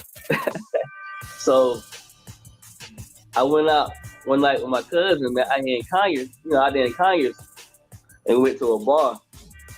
And it was these two chicks, like, one of them, she was on me, and then she had a cousin, but, you know, I wasn't nobody studying the cousin. I really wasn't studying no girl, but I was like, shit, I don't come here to look at, I don't be coming here to look at niggas, bro. You know, like, just look at people, goddamn. Like, to me, it hit or miss. Go to the bar, you got there and get drunk. Something there, whatever, cool. This night, it happened too. So, me and my cousin went our way out. Oh, girl say, y'all want to head with us? He's like, shit. But I ain't thinking bro got no feelings about it. So, we followed them to the gas station to pick up some blunts, Black and Miles or whatnot, whatever they were smoking. So I come out the store, because the girls go in the store, and I go in the store with them. And I come out the store, man, and my cousin done left me. Like, he took off. Like, what the fuck? Like, I'm trying to call them, bro, and they ain't going straight to voicemail. So I'm very upset, bro. I ain't, you know, like I know it was his car, bro, but I was like, man, this situation fucked up, bro. So I'm gonna go with these females. One of them from New Orleans, and the other one from Chicago. And, you know, like, hey, in my mind, it's like, man, I just hope whatever's gonna happen tonight, man, happens good, bro. So we get to the apartment, and the girl's like, damn, why your cousin do you like that? And I was like, man, shit, I don't know, bro. Like, I'm trying to show them that I'm cool, but I'm like, at the same time, like, I'm upset. Like, I gotta stay on my P's and Q's because I'm in a spot by myself where I don't know nobody but these two females, don't know what's gonna happen. And I'm like, damn, bro, this be hanging, bro. So I was like, I could be like, I don't think like if anything happened with these two females, I probably can handle these two, bro, but I don't know if I'm handling anything else. So get to the apartment, man. The girls, you know, everybody sitting around chilling. They had some more friends come over. It's like two other girls and a guy, the older guy. So they in the front room playing Nintendo and shit. I already thought it was weird. So they were like, hey, you know what I'm saying? And they look out the window and they're like, oh shit, I ain't know he gonna pull up. So earlier when I was in the bar with her, I had noticed this guy was checking us out, like me and her. I didn't know what the fuck was going on. So long story short, get back to the apartment, and she looking out the window, and she's like, hey, I need you to go back to the back room. Like, go back to the back room for what? Like, you know what I'm saying? I'm already like pissed off at the window. I'm like, this the same nigga I just seen in the goddamn bar. I'm like, shit, I don't know what the fuck's gonna happen now. So he come in there, I hear it, but I'm like, man, fuck all this. I get the fuck away from all these folks. So it's like the second bed, got the second floor. I'm like, damn, should I jump, bro? And I'm like, it's only goddamn 2 floors. Fuck it.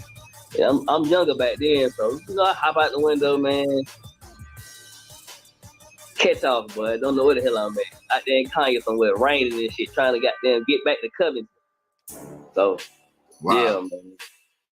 Your cousin left you in a whole different town. I wouldn't even fuck with that cousin. Hey, what's up with the Dwayne Wade glasses, man? I always like that look, bro. You know what I'm saying? I always like that look. It was different, man. I always try to be different, bro.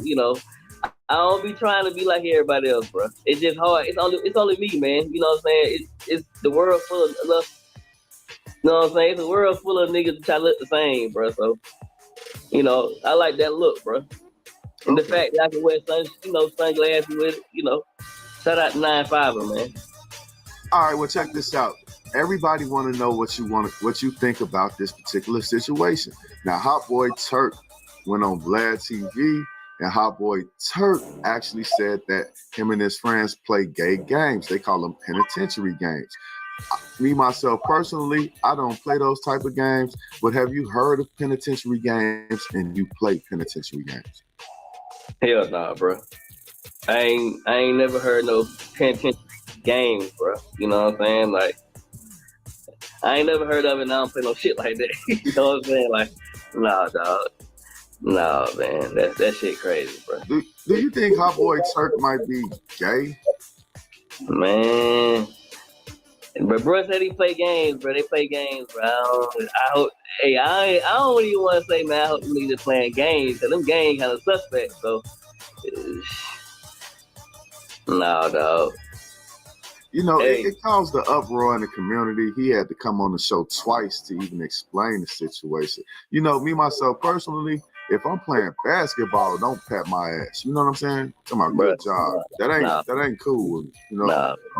So that's not cool with you also, you know, and because he said guys got games that they play with their friends. Like, I don't play those type of games with friends, you know? No. I don't keep too many friends, man. So if me and my friends ain't brainstorming no money, bro, they damn sure ain't gonna be close enough to be playing no gay games. Yeah, I hear you on that, bro. You know, it's really shocking that he say that. You know, just looking at the history of Cash Money, kissing brothers on the lips, all type of stuff like that. It just all don't make no sense to me at all. No, man, it don't. No, man, it just don't sit right, bro. Like I don't know, man. I don't know how a nigga have an explanation for that shit, bro. You know what I'm saying? I don't know how you had something to say. Like I got an answer for that. Like, we just be playing gay games. Like we just be gay with it. Like, nah, man. What's next for 10 Point? Shit, right now, man, I'm trying to. I'm in the process of shooting a video for another artist I've been working with for the song I'm working with. Zone 6 Buddy. Y'all be looking for him. Yeah, man, that's really what I be wanting to do, man. I'm really off of P Diddy shit, bro. You know, like I do a lot of things. It's a lot of things I'm trying to get going on. Like, are you here in Georgia? No, I'm actually in Chicago. Chicago.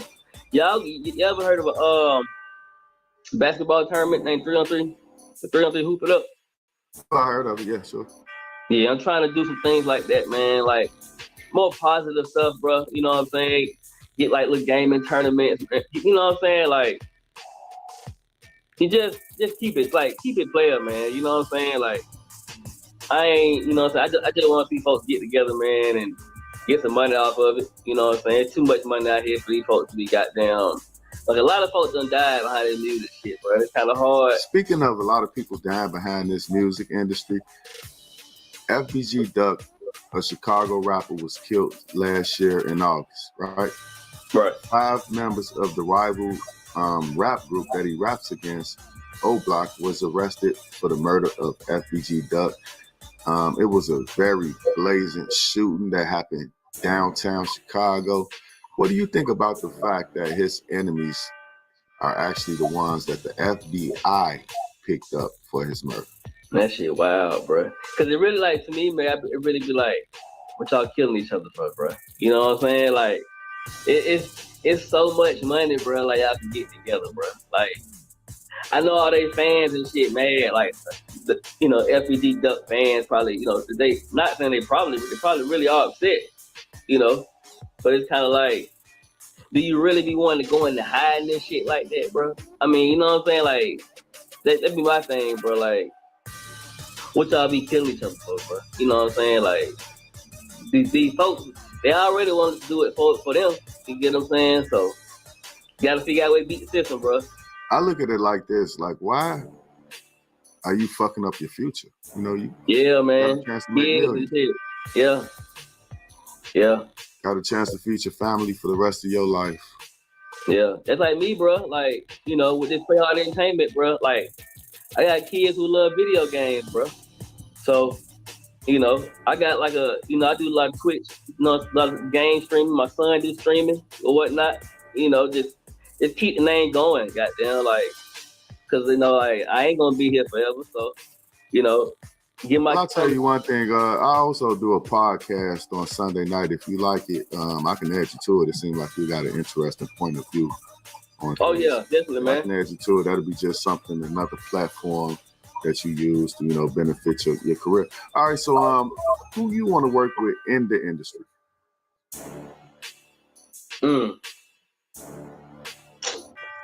It's a lot of names, bro. Like, I ain't no thirsty guy. You know what I'm saying? I would start from the bottom. Like, I got a song, like, it's a lot. I got a song on here that I did not a while ago, but like maybe a year and a half ago. Start off my day. I'm about to do a remix on it. You know what I'm saying? So catch some more buzz. Pastor Troy, one of my biggest musical influences, bro. Pastor Troy. I just want to work with, like, say, Pastor Troy, and Killer Mike, guys that, bro, like, that be saying something. You know what I'm saying? David Banner, like, I love the bigger name artists. I love music, bro. But what I'm talking about, you get what I'm saying? I feel like if I can get them guys on some of the music that I'm talking about, then I can make my steps progress forward, you know what I'm saying, with some of these newer guys. Because I'm working with some artists that, you know what I'm saying, that tad bit younger than me, bro. You know what I'm saying? So that's who I really want to work with right now, to be honest with you, bro. Like Pastor Troy and Killer Mike. Liking them guys, bro. Okay, man. That's those guys, man, that really show me who you are when you name, like, your musical influences. It shows me who you are, and how you think, and why your video is like this, why you got the glasses on, because you're an individual. and you know that you are a particular individual. You're not like everybody else that does this. All right, man. So I really want to wish you luck on your endeavors, man. Send a shout out, man. Send shouts out to your peoples, man. Man, I'm gonna shout out God first, bro. You know what I'm saying? Like, without that guy, you know, like, I wake up every day, bro, happy, bro. You know what I'm saying? Like, especially with this COVID shit going on, bro. Like, you just cut the news on, bro. You just like, damn, bro. Like, she can't catch a break, but like, I've been in the house quarantining, bro, for almost 2 weeks, and the gas done went up by 40 cents. You know what I'm saying? So I'm just like, I just shout out, man. Thank God waking up my kids, my family. You know what I'm saying? All my homeboys in Decatur, Scottsdale, Clarkson, Lithonia. You know what I'm saying? The whole East Side, bro. You know, love the East Side, bro. Well, I just want to let you know that I really appreciate you joining the show. And like I said, stay in tune with me, like and subscribe to the channel. You know what I'm saying? Put your friends onto it. Any rappers that you know down in Atlanta that want to get their interviews done, let me know. I'll be getting back to you later, my brother. I appreciate you, bro. I appreciate you too, my man. I just want to let the audience know, man, I'll be back later with more interviews on Fast and Furious Interviews. Once again, like I said, I'm your host, Low from the GOAT. Peace. I want you to tell the people who you are and where you from, sir. What's up, man? This be your boy Linwood Sounds, straight out of Jacksonville, Florida. You know, lived everywhere. Music producer of the South, you heard me? All I can say, really. You actually produce for a real hot artist out that way, right? Yes, sir. And that artist got signed to a major record label, right? Yeah. So, ladies and gentlemen, this guy right here, you know, if you're in the Jacksonville area, this guy right here can get you signed, ladies and gentlemen. Yes, he can. Yes, he can. All right, so how long have you been making music? Probably about 15 years plus. Been doing it since I was damn near like 10 years old, for real. So how did you get into the music? My Uncle Tyrone came and gave me a computer, man. Bought me a computer, man, when I was like 10 years old, man. And he put this program on it called Music Generator. And ever since then, I've been on it. I was just dropping loops on it. That's how I really got started, for real. He was a DJ. My dad was a DJ. All of them were DJs. So that's how I really got into it. Oh, that's interesting, man. Your dad was a DJ. Your uncle was a DJ. So, of course, you followed in those guys' footsteps. They laid down the groundwork so that you can be able to do that. All right, so tell us a little bit about yourself, man. You traveled all around the world, right? I know I got ADHD. A lot of people that come in touch with me tell me I got a scrambled brain, man. And a little bit about myself, though, for real, though. I ain't graduate high school. I learned this shit all on my own, for real. Most of the stuff I know. Worked with my dad a lot. I worked with my dad all my damn life. So really my whole life is working with my dad, for real. And I always did music. I always stayed in the music. I can't stop it. I just can't stop. I just can't. It's just in me. All right, a lot of black people don't grow up with a father in the house, man. How was it for you growing up with your father in the house? My dad wasn't always at home because remember what I said, I'm a military child. My dad was always gone. So, but having a father figure though, for real, it helped me a lot, man. He kept me on my feet. Yeah, to this day, for real.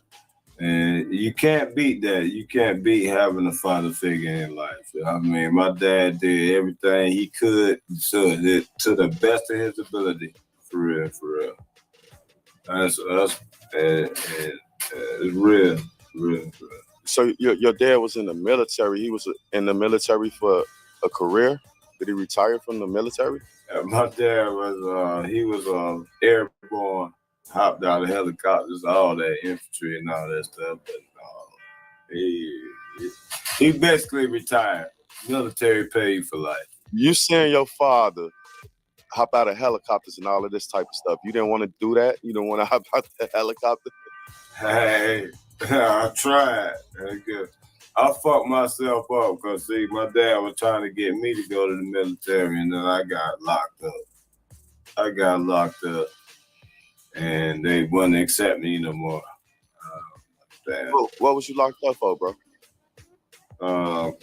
Grand larceny. Grand larceny. Broke somebody's damn house. Stole about $6,000 and that was my fuck up. That was one of the biggest mistakes I probably ever made in my life. But they forgave me for it. You went to jail for that? Yeah, I got locked up for that. How long did you stay in jail? Probably about 3 months. What was that experience like?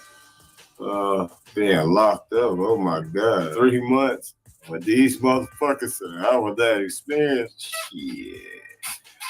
Man, you will never want to go back. That's all I got to say. Man, people flushing toilets, flooding toilets, doing acting assholes, banging on doors and shit in there, man. No. You'll never want to go back to that. No. Man, I want to go back to the beginning of this interview. And could you tell us about that artist that you helped get signed, bro? Alexis Sophia? Yeah. That shit be so hard to talk about, this motherfucker. I ain't gonna lie. I love her. I still love her. But it was so crazy, man. Because, see, I have my manager. And I had Alexis Sophia. And my manager brought her to me and asked me, do you think she good? And I say, yeah. And I started working with her for like 2 years. You know what I'm saying? We did a lot of shows with YK Osiris and all that stuff. And because we had a lot of shit going on. And I don't know what the hell he had going on.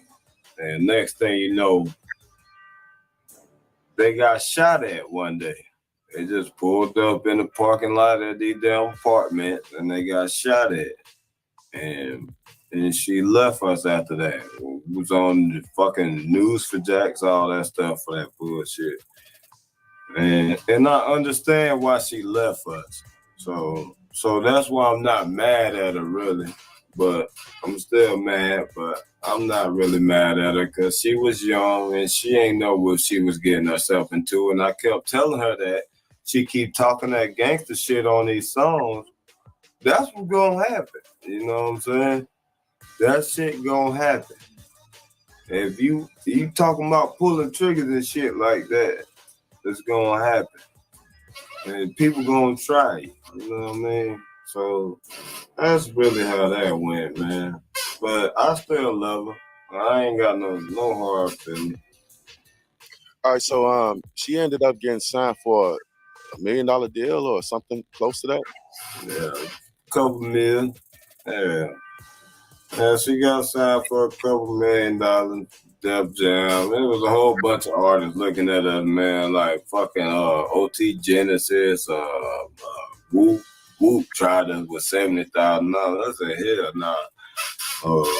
Fucking YMW Melly, Atlantic Records, and Universal Records. That was about most of the labels that tried to get her. So, but the best deal was the damn Def Jam shit. All right, so you actually wrote and produced her whole entire album? Everything. I damn near wrote everything. I produced everything for sure. But I wrote some of her music though. Some of it. I just wrote some of it. But yeah, pretty much, man. Yeah, we used to sit back in the studio in my damn room all the time, man. and just write songs together like all night.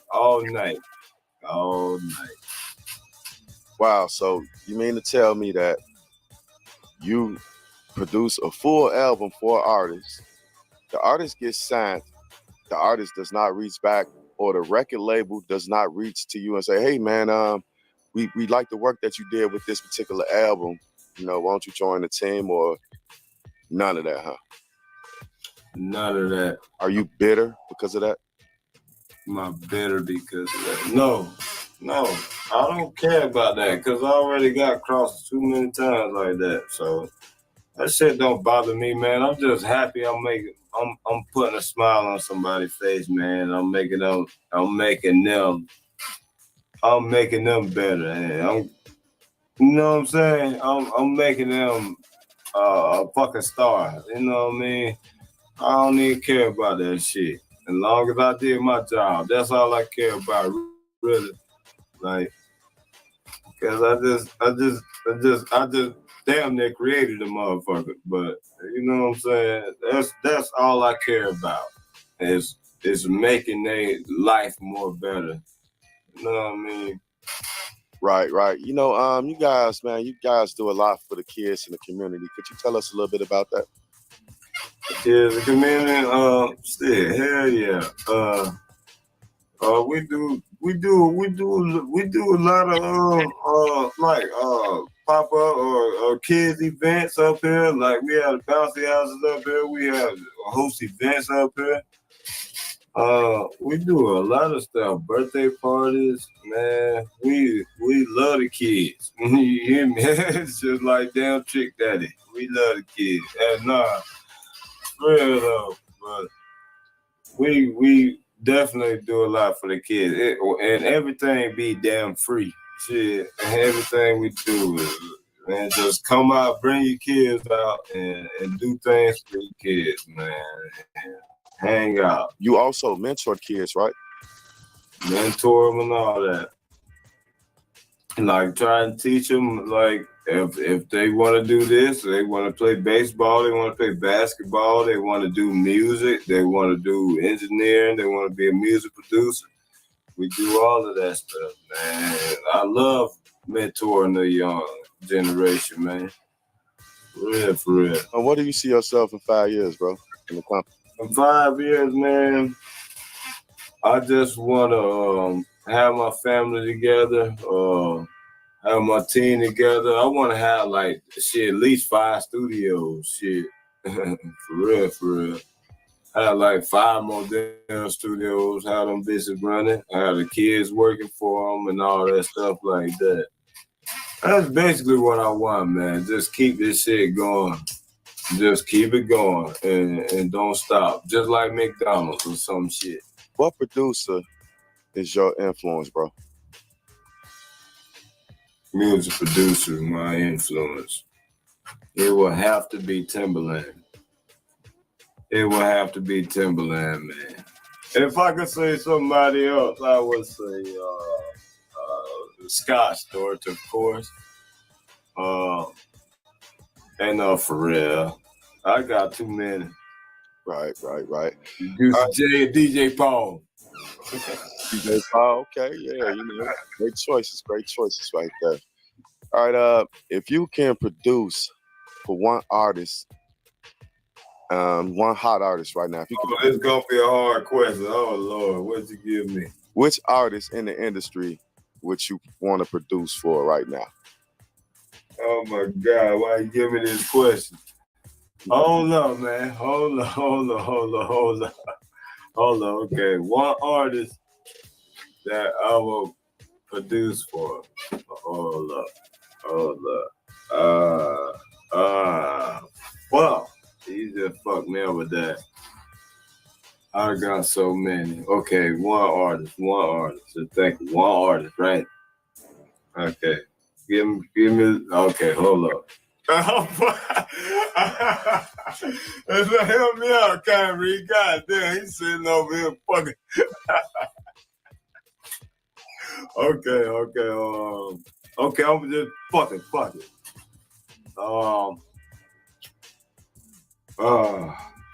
Shit.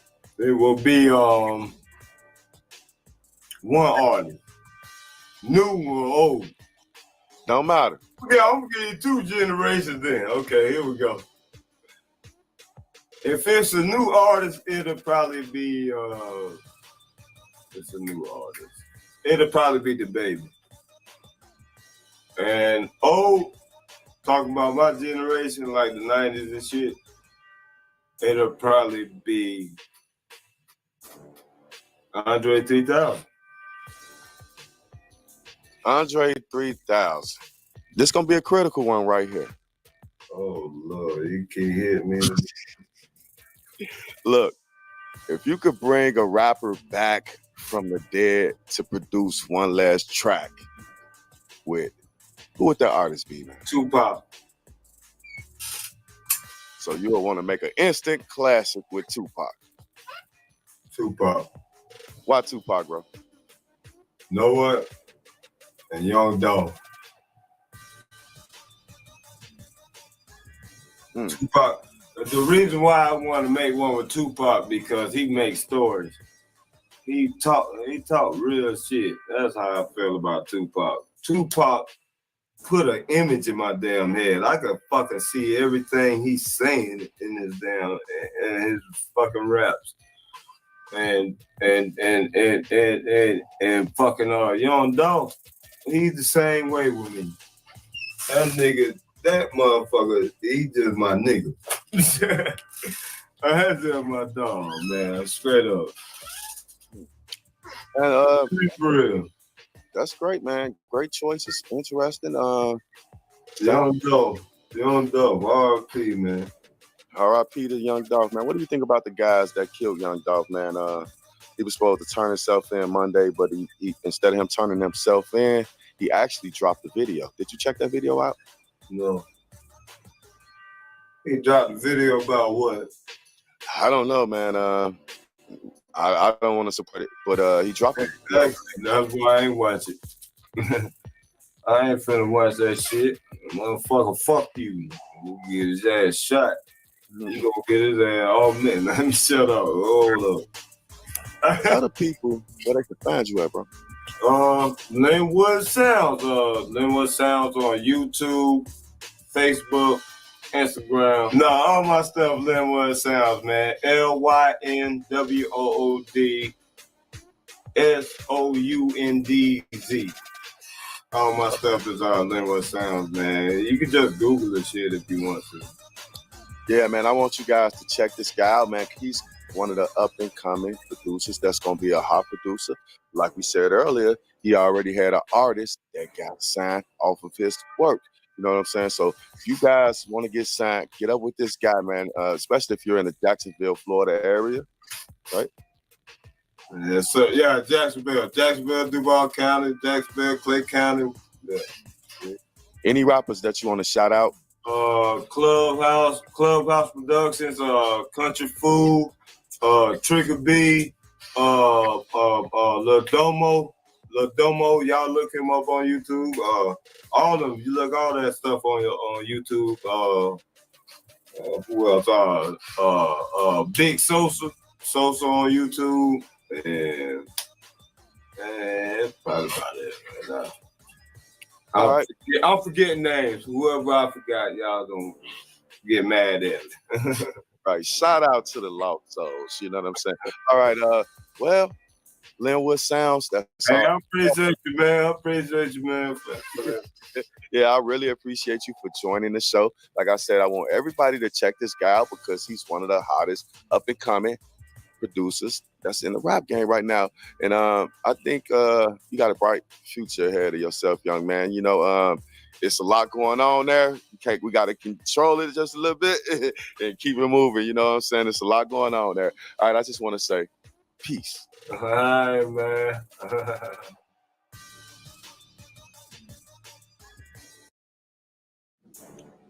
All right, let me ask you this about FBG Duck. I got to ask you about Duck, man.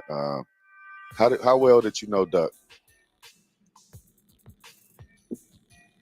That was one of the guys. Shit, I was supposed to him. Shit. Like I said, I ain't kicking with him every day. That was just, oh, what up? How you coming? What up? All right, BGDs. All right, ooh. But, that shit was fucked up. I was actually locked up. I was in Cook County when that shit happened. I was in that bitch tweaking. Matter of fact, I was writing on the wall with some soap. And motherfuckers, I heard some crazy shit on the news. I turned around, damn, what? Run to the front, you know, seen that shit. Oh, damn, fool, you dropped the ball. Yeah, RP Duck.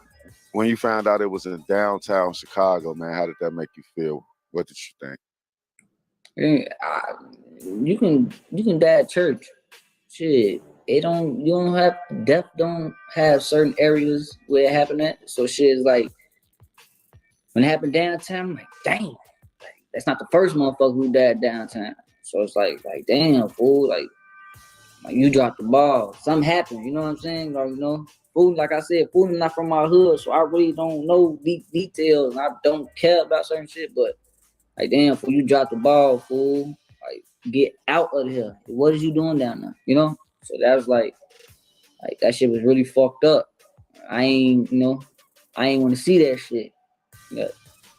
Right. So did you think when you heard about it being downtown, was you like, damn, that was bold? No, that was some gangster shit. That was some bold shit. You gotta have some big ass balls. Shit. But you supposed to, you better know how to clean up playing downtown. Niggas ain't know how to clean up. If you gonna kill a nigga downtown, make sure you do it correct and get away. Killing a nigga and getting caught ain't what's up. Killing a nigga and getting away with it and live the rest of your life, you the man. But other than that, it's like shit, fool. What is you doing, fool? It's fucked up. All right, so Mama Duck had came to her YouTube channel, her Instagram or whatever, and she announced that the FBI called her and they told her they had suspects arrested in the murder case for FBG Duck. Was you surprised that these were old block members? No, I wasn't. I just what comes with this shit. Like I keep saying, live by the gun, die by the gun, but niggas ain't clean up. If you would cleaned up, you know what you're doing, man. You can get in, get out of there. Make sure everything is, keep your hands clean. But, I don't, that shit was, that's silly shit, man. I just wish folks would have had his head on right, man. I wish folks would have took that light and got the fuck out of here instead of, I'm in Chicago, I'm doing this for the hood, I'm doing this for the gang and folks and all that goofy shit. I wish folks would have just got the fuck out there and focus on his career, his passion. Right. Take care of his son, he left his son out here, fool. So it's like damn, fool. You was in a predicament where we was trying to get to. So it's like, damn. Like, them niggas stupid, I don't even want niggas to be in jail. Shit, jail ain't for no man, no female, but you niggas put that on y'allself. You niggas sloppy. According to the FBI, man, they caught those guys on video footage leaving O Block, driving straight to the spot where FBG Duck was standing, bro. Is it an open and shut case? I ain't gonna lie, fool. It ain't looking good for him, right? I ain't got nothing to do with that. Them niggas fucked up. Hey, what's that movie? I forgot. I just can't name it right now. The Hennessy get to me. When dude was like, you done fucked up, right? You know you fucked up, right? Y'all done fucked up, dumbass. So it's like, you niggas stupid. Right. Well, right now it appears that they holding it together, but once the money runs out, who knows what'll happen, you know what I'm saying? Man, money can't beat the system, man. I ain't gonna lie to you. This niggas been money doing life. So money can't beat the system, fool. That shit over with. You got to put your big boy pants on now. You put yourself in this shit. All right, so remind us again what you got coming up, bro. I got this I Am NBA Young finna drop, man. Like I said, and the whole thing engineered by my boy Shaky the Supplier, Aviator Beats. That's finna drop real soon. I ain't got a date to it. I'm finna drop Love Don't Love Nobody for the females, for all my women, because I love women. It's for all the pussies. And these for all the gangsters who be in love and so they so killer they don't want to express that shit. And I got this, Mr. BFYZ, I'm back 2411 finna drop. That's gonna be real pressure. So yeah, them the 3 projects that's dropping. All right. So what social media platforms can the people find you at, bro? Instagram, Facebook, all this shit. Everything NBA M Lil Flip. NBA MLILFLIP. Everything NBA M Lil Flip. Everything. All right. Spotify, Apple Music, Google, all this shit. I'm back. I ain't gonna lie, I'm back. And I'm finna apply pressure on all these weak ass Chicago rappers. Not even only Chicago rappers, all these rappers, period, in general. Man, with that being said, I just want to let you know that I really appreciate you for joining the show. Man, I hope that I do you justice with this interview. You know, I'm still a new guy coming up in these streets trying to do this shit right. With that being said, I just want to say peace to you, brother, man. Keep your head up. Keep making, like I said, I don't understand why, you know, you ain't at the top tier when it comes to Chicago artists, which you are, you know what I'm saying? You really are at the top tier, but, you know, just keep working hard, you know, keep pushing it out there. So, man, one day I think that you're going to definitely make that track that's felt around the world, you know. Yes, sir, man. Shout out my dog, Lord from the Go, man. Y'all know how we coming, man. Long live Glizzy, man. Long live J Rock and Lord. And they just free little area. Y'all know how we coming, man. Yes, sir. Peace. What's that word? What's that word, family? Hey, man, check it out, check it out, check it out, check it out. Ears to the streets, ears to the mother effing streets. It's your homeboy, Low from the Go, and I'm back with another episode of Fast and Furious Interviews. On today's show, ladies and gentlemen, we got a very special guest. So let me bring my homeboy in the building. Hey, man, why don't you tell the people who you are and where you from? How y'all doing? I go by Mac the Don, MCDADON. I'm from Cincinnati, Ohio. Y'all can check me out on Apple Music and everywhere, Spotify. You can also follow me on all my Instagram and Snapchat, whatever. It's all MCDADON. Holla at me. All right, so Mac the Don, the reason why I got you on the show is because somebody told me to listen to your music. I listened to your music, and it just blew me, you know, back. It blew me way the fuck back, man. Why don't you describe your style to the people? Yeah, I got various different styles, from me listening all the way from my the old school hip hop rap. To me, it's Nas, Jay Z, Biggie, Tribe Called Quest. I was listening to them. That's kind of those gave me inspiration for a few of my songs. Now I know for Cincinnati, that's just a straight 4-minute song with no chorus. That I did the new me. It's the same thing with no chorus. I just straight dropped 3.5-minute song with no chorus. I just dropped Bring It To Me May 5th. I was inspired to that because I was like, man, I need something I need people to, dance to in the club. So I was like, I literally just went in the studio, wrote that, and came up with that. And I'm like, yeah, that's it. It don't make me sound too crazy. It don't make me sound like everybody else. It's me. I'm in my own comfortable lane. I got my own flow. My own flow is various different flows to any beat that I hear. So that's how I roll when it comes to me making my music. So I don't say I got one flow. I got 10, and they probably still growing. All right, man. So I'm interested to know, when did you learn? What age was it that you learned that you could put words together? 4th grade, honestly. 4th grade, I wrote my first poem. What inspired me to write it was that black statistic, not to be another statistic. That's what inspired me to write that. And I got an A, and I got to say it in front of some civil people down the music hall growing up. Also, my mom, she took that to work with her every day. It was sitting in there, and she still has it. She still has it to this day and send it to me every time I, get beside myself or start to act out. Like she would send that to me and be like, "Remember, this is you." So I say in 4th grade, that's when I realized I could put words together, but I never really thought about music because it was already in my family. My family was doing it, so I couldn't sing. I just was just like a writer, I guess. Speaking of 4th grade, what was your lifestyle growing up, man? What was it like for a young Mac the Don? I was raised in College Hill. We wasn't rich at the time, but we wasn't broke. We was, I wouldn't say middle class either, because we struggled for real. I didn't always have the freshest J's or all of that stuff. It was just me, my sisters, my mom, and my dad.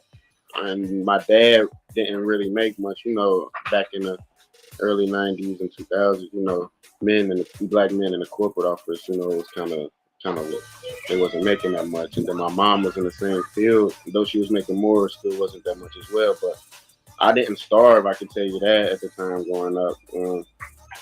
So for me in fourth grade, it was more. I wasn't even really focused on what was going on in the house. I was too busy running around. I was great at math. I was great in school on the subjects, but I was just bad as hell for real. So I didn't really give a fuck about shit at that time. Okay, so you had pretty much a stable lifestyle, growing all the way up. Yeah, so you would think. Growing up at that age, you don't really notice a lot that's going on in the home. You might hear your parents arguing here and there. You see your pop storm out or whatever, but you don't think nothing of it because let's be honest, you're innocent at the age. You just see them arguing and he back the next day, so you think shit cool. So like growing up, it seemed that way. Yeah, it seemed like I was in like a pretty stable home, but as I got older, like I said, so around like 11, 12, that's when I started seeing more. My dad was writing plays. He had a few of them at the air and off. My mom was help supporting that, and that's when I started to notice and see things. My dad was, he wasn't a Rolling Stone because we is only kids, but he had his other women, and I didn't recognize it until I got older. And a lot of problems I was going on when I was younger. So that's I wouldn't say it was what it was, but it wasn't. What type of man was your father? He was a humble man. He was good. Everybody loved him. The from at his even at his funeral, listening to people talk, like they spoke highly of him, and I agree because as I got to know him more, I understood. So and a lot of things that he was doing. So I could say like he was a very proud man. He was humble. He did change his life, and he was a good father because he did try to correct his wrongs. So that's all of my father's son. That's all that matters for in the end of the day. What type of woman was your mom's? Man, she was church going since the age of 1. She didn't do nothing for real. She grew up rough though. She didn't have it made at all. She graduated third in her class at Withrow High School. Shout out, that's where I graduated from, Withrow University. But she graduated from there with her twin brother. And back in those days, they wasn't really giving a hell about about black people. So they didn't go to college after that, but they did good with what they had and made do. So I would say my mom is very church for church going, God fearing. She loves kids. Kids love her. Everybody love her. So she's a very good woman and very caring. That's what a mother is: nurture, and care. You'll see that. All right, so now you're in high school, man. What's going on? What was the difference? So I went through an all-boy high school my freshman and sophomore year. That was terrible. I got recruited there for track and football. I quit football my sophomore year. I hated it. I ran track all high school, but I got sidetracked once I went to Withrow by the women. And though I was good enough to get recruited for college, I wasn't the best, but that's because I was too focused on, what was going running around. So I wouldn't say high school was a kind of a blur, but wasn't at the same time. I got ran in. I had to run in with the law a few times. Um, taking my mama car. I was honestly like a typical badass, high school student that I was going through. We was in my high school year. We was broke. Yeah, so high school. I went to LaSalle my freshman sophomore year. It was an all boy Catholic high school. Education was good there, but I wouldn't say that I didn't prefer to go there. I got recruited there for track and football. They wanted to talk to my mom, gave us like a scholarship, so she wasn't paying much at all, if anything. It was a new program that they had started, so I was there. I was getting in trouble in classes. I didn't like being around all boys 24/7. Let's just say that I didn't like being around all dudes 24/7. That zoned me out. So then I transferred, went to Withrow, I started falling off on track, though I got recruited to go to. I ended up getting recruited to a D3 school. Um, I was focused on the little girls that was running around. So my mind was gone. I was still in my mama's car, driving to school. Bunch of typical high. I don't know if it's typical teenager stuff, but with me, that's what was going on. I had a few run-ins with the law. Thank God I ain't got no felonies, no misdemeanors, to show for it. That's a blessing to Jesus. But yeah, that my high school, it was a blur, but wasn't at the same time. I had fun. I at least graduated. That's the best part of it. I was able to graduate. So, and then I kept my grades good enough to do that. And at this point right here, mom and dad are still together? My parents are not together. My father is deceased. They're not together. My father is deceased, and he was remarried with another woman named Delisa. My mom is remarried to another man named Gregory. Did your father get married first? Yes. Yes, my father got married first. I want to say it was like 2 years later.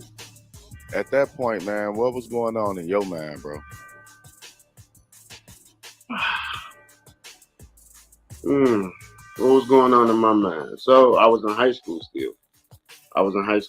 So, like I said, at the time, I was basically a ladies' man. So I wasn't really focused on what's going on in the house. I was getting in trouble, chasing these little girls around, and I saw my mama struggle, and she still didn't ask me to go and work, do none of that. She wanted me to actually be a high school student. You feel me? She didn't want me to go through and have to stress. So I did my own little thing though, where I was bringing in a little money and stuff. And I don't want to get into that, but I was doing my own little thing where I was able to at least go to school and show off a little bit. But my mindset wasn't on what was going on in the home because I was still numb to the situation. I'm going to 2 different homes. I was numb to that shit. What's that word? What's that word, family? Hey, man, check it out.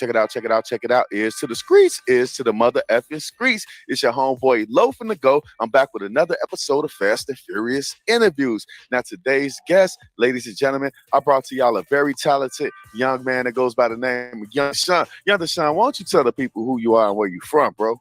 And what's up, everybody? I'm your boy, Young Sean, a.k.a. No Cap Sean. I'm from the South Side of Chicago, all through that motherfucker. Shout out my boy, G-Mael. Shout out G Duce. No, shout out G Gang Juju. Shout out Ra. Shout out Zay Loco. Shout out Chris Nitty. Shout out HR Ray. Shout out HR Chucky. Shout out Rappy Time. And shout out my boy Zay Loco. Oh, man, your crew deep, man. Y'all deep in these streets. Hey, look, my ears was planted to the streets, and that's why I heard your music, bro. So I'm going to pull up your video real quick. Tell us a little bit about this video, man. What was the inspiration behind it? Who's the cameraman? God damn, it's great. Yeah, shout out my boy DJ Films. He shot the video. And like pretty much the inspiration behind this video is basically like I just like started rapping not too long ago, like last December and shit. So it's like this is basically like that's why you saw me laying down on that bed, because like I was sleeping. That's like a sign like how everybody be sleeping on me. Now I'm up and they finna be up and it's like getting to me. So this is basically like an introduction video. Like I'm Young Sean, I'm coming for that spot. Ain't no nigga fucking with me, and I'm standing on that. Period.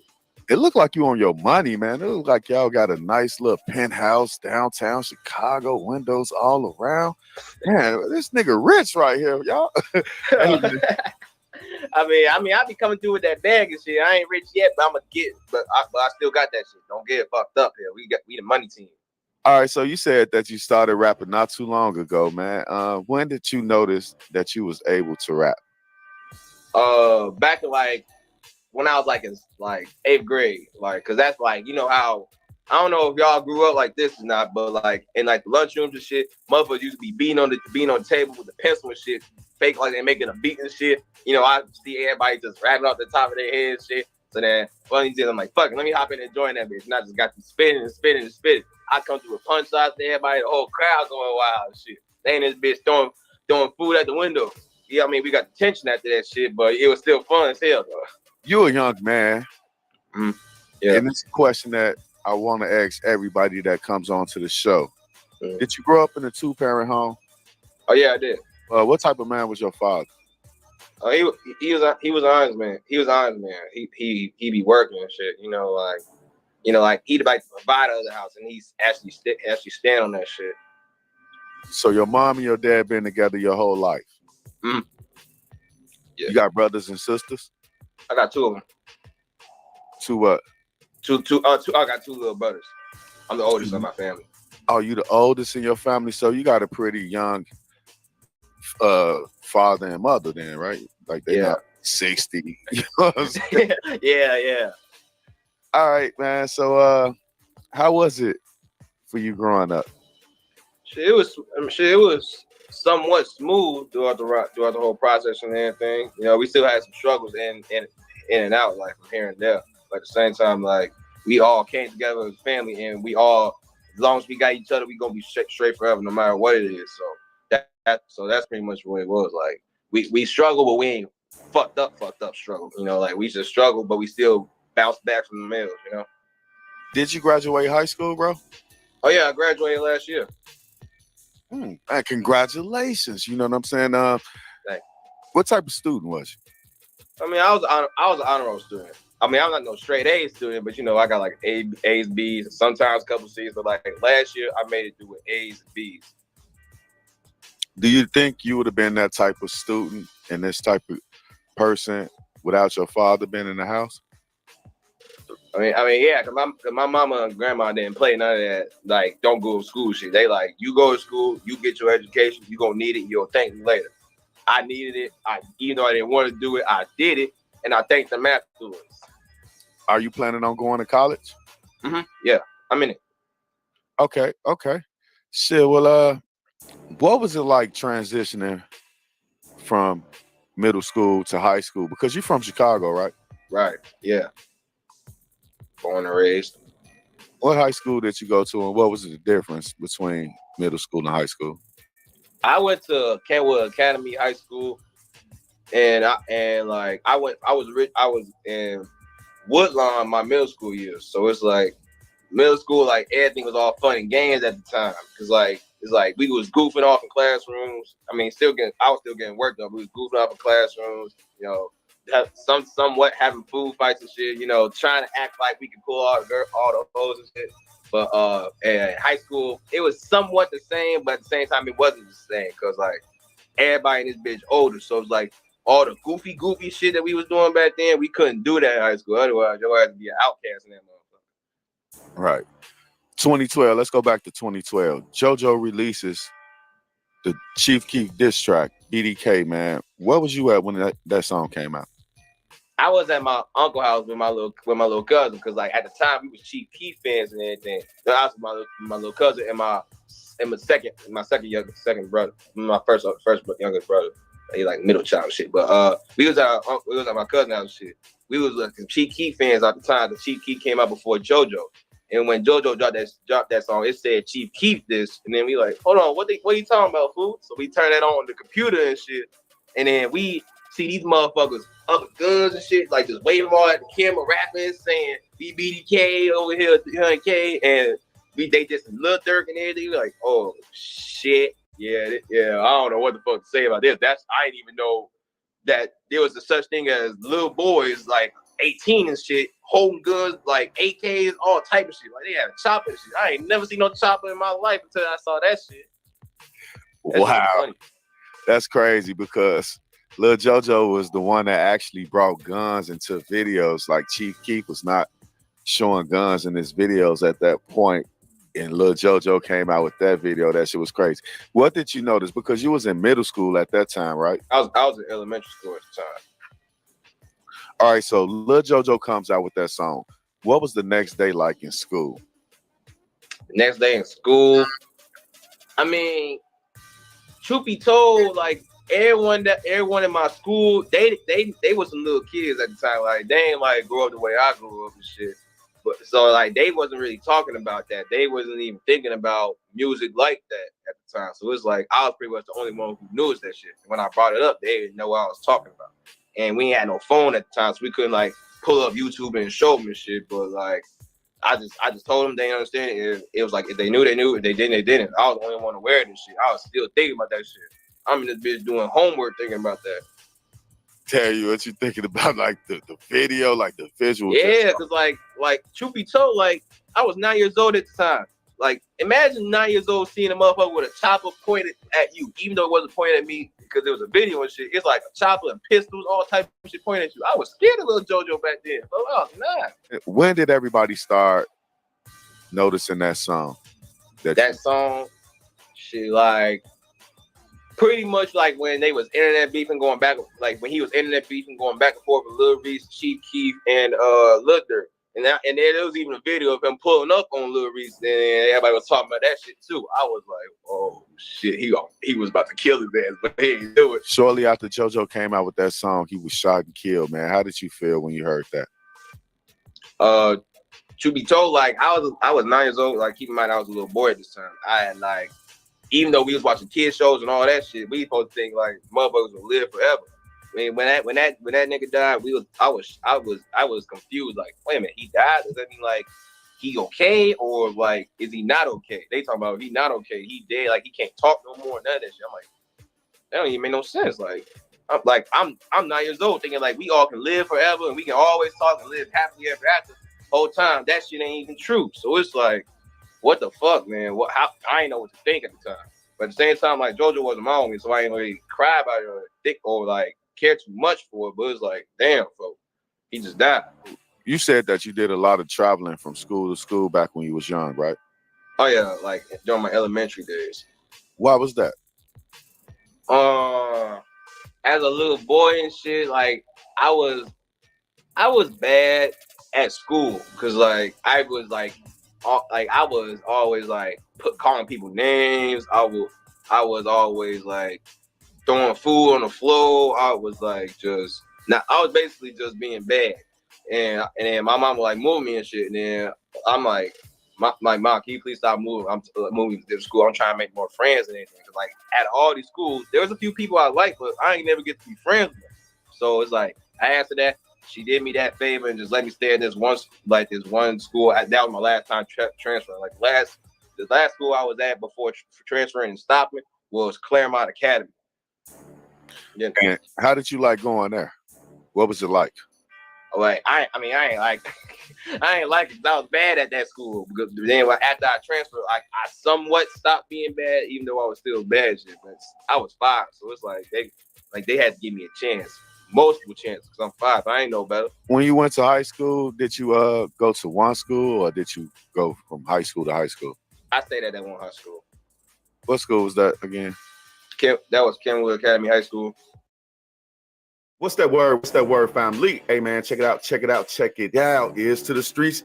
Is goddamn streets, man. They on the concrete, man. I'm out here looking for the freshest, dopest, hardest artists that's out here across the whole America, man. I'm the host of the show, Low from the Go. We got a special guest in the building today. So right now, I just want him to come in, tell them who you are and what you do, my brother. Hey, man, what up, everybody? It's your man, MD The Life. Make sure y'all add and follow on all social media and stream that music. I'm an artist, entrepreneur, you feel what I'm saying? Producer, CEO, WB, Galaxy Records, and we're in the building, Pontiac, Michigan. Pontiac, Michigan, man. So you know what I'm saying? Pontiac, Michigan. When I hear the name Pontiac, Michigan, I think of a ghetto, man. How was it for you growing up in Pontiac, Michigan? Man, to be for real, it's kind of weird, man, because it's borderline both. Like, we're a small ass city. We probably in the top 5 smallest cities, maybe in the United States, for real. It's ghetto as fuck. We like 25 minutes outside of Detroit, for real. So you know how the D get. But what's crazy about Pontiac, we are in the 2nd richest county in the United States. We surrounded by nothing but money. But us, poverty like a motherfucker, man. We got 1 high school in this motherfucker. 15 years ago, we had 3, 4 of them bitches. You feel what I'm saying? It's crazy, man. Damn, y'all went from 3 high schools to 1? So everybody in the whole town got to go to the same high school? Go to the same high school. Like, back when I was in high school doing my thing, you know, you had the north and east side at one, the south and west at one. So you had little rivalries and shit, little beef. You know how I said, dude. Now you got everybody in one, man. Shit crazy, man. Literally, Within the past 5 days, man, I think we done had 4 killings. You know what I'm saying? It's crazy out here, man. I was just gonna go to that. By them closing down the schools and bringing everybody together from different like neighborhoods, that can bring like a boiling point. That can go to a boiling point where I can imagine the violence going on in that school nowadays. And we sit back. They doing the same thing in Chicago. We sit back and we wonder why the hell is these kids killing each other? It's because they going from different neighborhoods. You know what I'm saying? It's just weird to me, man. That shit crazy, bro. Yeah, it's real hectic, man. But shouts out to my parents, man, and my family, because I gotta be real. I can't lie. We live doing our thing. Personally, man, I went to private school my whole life. You see what I'm saying? So I was blessed. Outside of private school, you see what I'm saying? I still grew up in this little hole, as we call it. You feel what I'm saying? Yaktown. So, but my education surpasses most. So I won't act like I was in that society. Now, granted, you know what I mean? A nigga skip school a lot. Go pick up some of the chicks. You know what I mean? Run up there, handle my business, jump in some of the squabbles, all that kind of shit. But I was really kind of out the range of all of that. You know what I mean? So you grew up with both parents? Yeah, I grew up with both parents in my household, man. I had a great household, actually. I had both parents, man, all my grandmas. To be honest, man, I can't complain about my childhood. My childhood was not rough whatsoever, man. All the decisions I made growing up as far as street shit and being involved in activity, it was all personal choice, man, to be for real. Schooling was boring, you know how it is. And back in the 90s, man, the streets was exciting. So that's what drew my attention. You know what I'm saying? I went on the run for like 17 years, man. I was on the run from 1999 up until about 2 years ago, man. Could you tell us a little bit about that situation? Long story short, man, I was here, like I said, I was a private school kid, so the streets were very alluring. I fucked around, got into some shit, man. By the time I was 17, man, I had cases up the ass, minor shit. But 17 turning 18, I ended up catching 2 felonies. And they was threatening to charge me as adults on both of them because of my past records. One of them was manufacturing, attempt to deliver, all this kind of shit, like 14 pounds of dumb shit. I ended up violating being on probation, and they ended up raiding my auntie house. Crazy story, man. I pulled up during the middle of the raid, seeing what's going on, pulled up in the driveway, talked to the police, yo. They told me they was looking for me. Wow. Yo, I pulled the fuck up out that motherfucker, pulled up out, man. I left my state so quick, fam. That day, I jumped on a plane, hit Atlanta, and never looked back. You know what I'm saying? It was crazy. So, all right. Hey, man. Shouts out to the A. So you hit Atlanta. Yeah. What's going on once you hit Atlanta? Oh yeah, shouts out to the A, man. There was a lot of love out there, man. West End, down there I learned about you have for the weekly rooms and all of that shit. This nigga was too young to get an apartment or something. So what I did was I started just paying for the little weekly rooms down there off Piedmont and Buford Highway in the A. And stayed in them bitches till I turned 18 and was old enough to get my own apartment. This little chick from Chicago. Shouts out to her. What up, like? So you went on the run with a female? Oh yeah, man, literally. Shorty from Chicago, Southside, 51st Winchester, you know what I mean, in the building. Shorty was on the run with me for 11 years, man. We ran around the world, different strip clubs, started in Atlanta, hit California, Texas, and yet, well, I tell niggas all the time, if you know anything about the stripping gang, if you really were involved, it's kind of like being on a block. Anything else, you burn up, you get hot. So chicks that's really getting money, they move around, man. They don't sit in one spot. So kind of me being on the run and her moving like she was moving kind of coincided anyway. And me being in the street, nigga, shit, making extra money was never an issue. You know what I'm saying? So you went down there and became a pimp, huh? Hey, look. Look, all bullshit aside, man, for real, like, shouts out to Shorty, though, me being so young, and she was, like, we was the same exact age when we linked up. We was 18, you know what I'm saying? But she was involved with a lot of niggas, man, from Chicago, Cali, San Diego, that was a lot bigger than anything that I had ever seen in the game in real life. So Shorty taught me a lot, man. Like, still to this day, she fucks with a nigga. You know what I'm saying? So, you know, and shouts out to her, man. She do her youth counseling and shit on Facebook, man. Y'all look at that. Shorty was real. Everything that we ever did, you know, she put it in her name. And me personally, like I said, man, like my first time I even got a job, I found real life that I had a real employed job, right? Like 2014, 15. You see what I'm saying? Like, we ran around the world just on some getting money shit, man. We lived in San Diego, Cali for 11 years. Like, shit was crazy, man. We got it in. You know So how did you go from Atlanta to another place? Well, long story short, doing our thing in Atlanta, me being the young hothead, thinking I'm the shit artist that I am and mad that I'm on a run and couldn't really, show my skills and shit. I was bumping shoulders with a lot of people in the A that was showing me love. I had met little Zane at the time. It was funny because his chick was kind of feeling the nigga. You see what I'm saying? So it was some bullshit going between the two parties, and he ended up not wanting to fuck with me on some music shit. Shouts out to Lil Zane anyway. That was back when he was fucking with 112 and all that. But anyway, niggas fucked around and got in some legal trouble in the A. And shit got to where niggas was, popping pistols and doing all kind of other shit. And me being not from there, and my gang being so small, Shorty was like, nigga, fuck that shit. Let's just go ahead, you know what I mean? Move and do Cali. Shit, I need a new spot anyway. Strip club game here for me getting parked out. You see what I'm saying? Like, anytime she was in the club too long, get the accent. When you a new booty in the club, it's like niggas spend money with you just because they want to know if you go. But once niggas find out you ain't going as a woman in the strip club, it turns into they ain't gonna spend no more money. So she had got to that point in most of the clubs around there anyway. So we decided to go ahead and take the full show to another state. You know what I'm saying? So how did y'all get to Cali? Y'all drove, flew? The first time we went to Cali, actually, man, we took a bus, 3.5 day trip, man. 3.5 day trip. What was that trip like, man? Hey, funny story about that trip too, man. Real 100, crazy shit. I met a nigga on there, blood nigga. No, I don't bang, man. The only colors I see is green and white, my nigga. But long story short, I met a blood nigga on this bus, man. And on this bus with my man, I fucked around and had the biggest come up. The first day I sat in Cali, man, I touched the most cash in one move I've ever touched, man. 10 bands, man. So shouts out to fam. Shouts out to my nigga Boo. You know what it is. So you make it to Cali, you start hanging out with the blood guy. 100. All right. Still to this day, he my man. And y'all started going back to the strip club?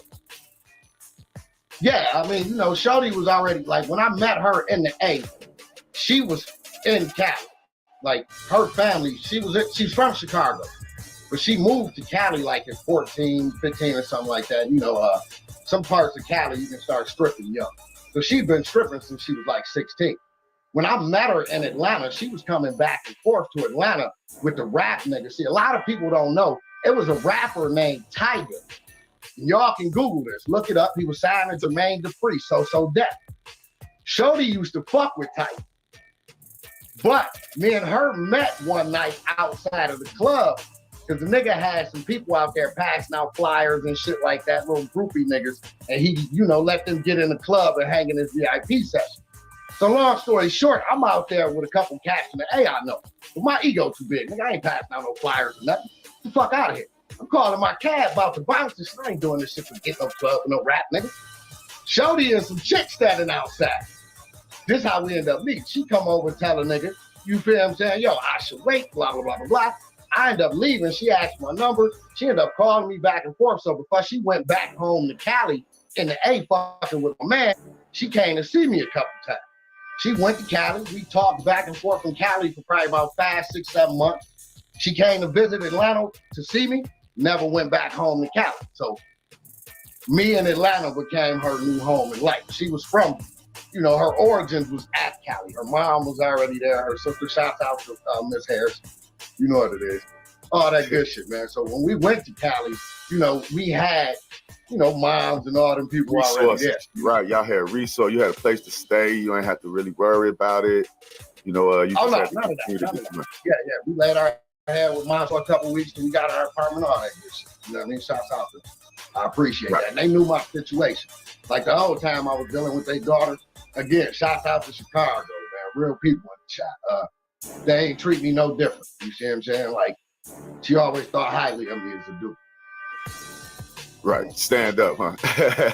All right. So y'all get y'all own apartment out there way in California. Now you living life. Now what's going on? Man, shit, life beautiful. My first time on the West Coast. You see what I'm saying? Shorty stripping, I'm doing what I'm doing in and out the club because, you know, we work kind of the same out. She hit the club, I hit the club type thing. You see what I'm saying? So anybody that know what it is what it is from there. You see what I'm saying? But Cali life is beautiful, man. A lot of beach walks. I learned how to surf being a nigga from the hood. Hey, look. Some of the best bud I've ever smoked, Sugar Shack, all kind of shit. The diversity in San Diego fucked me up, man. It's really no black people out there, believe it or not. Like when I was there early 2000s, I think it was like 7% black people. So I was bumping shoulders with a lot of Asians, a lot of Mexicans, man. A lot of young motherfuckers with money though, trust fund kids, man. I'm talking motherfuckers from Korea and China, 19, and Hummers on 22s and shit. And Pops done bought this motherfucker a $1.2 million 3-bedroom house and sent him out here to go to school type shit. So, you know, it was nice, man. It was an experience for real.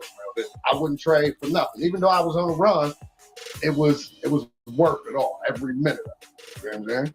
Let me ask you this.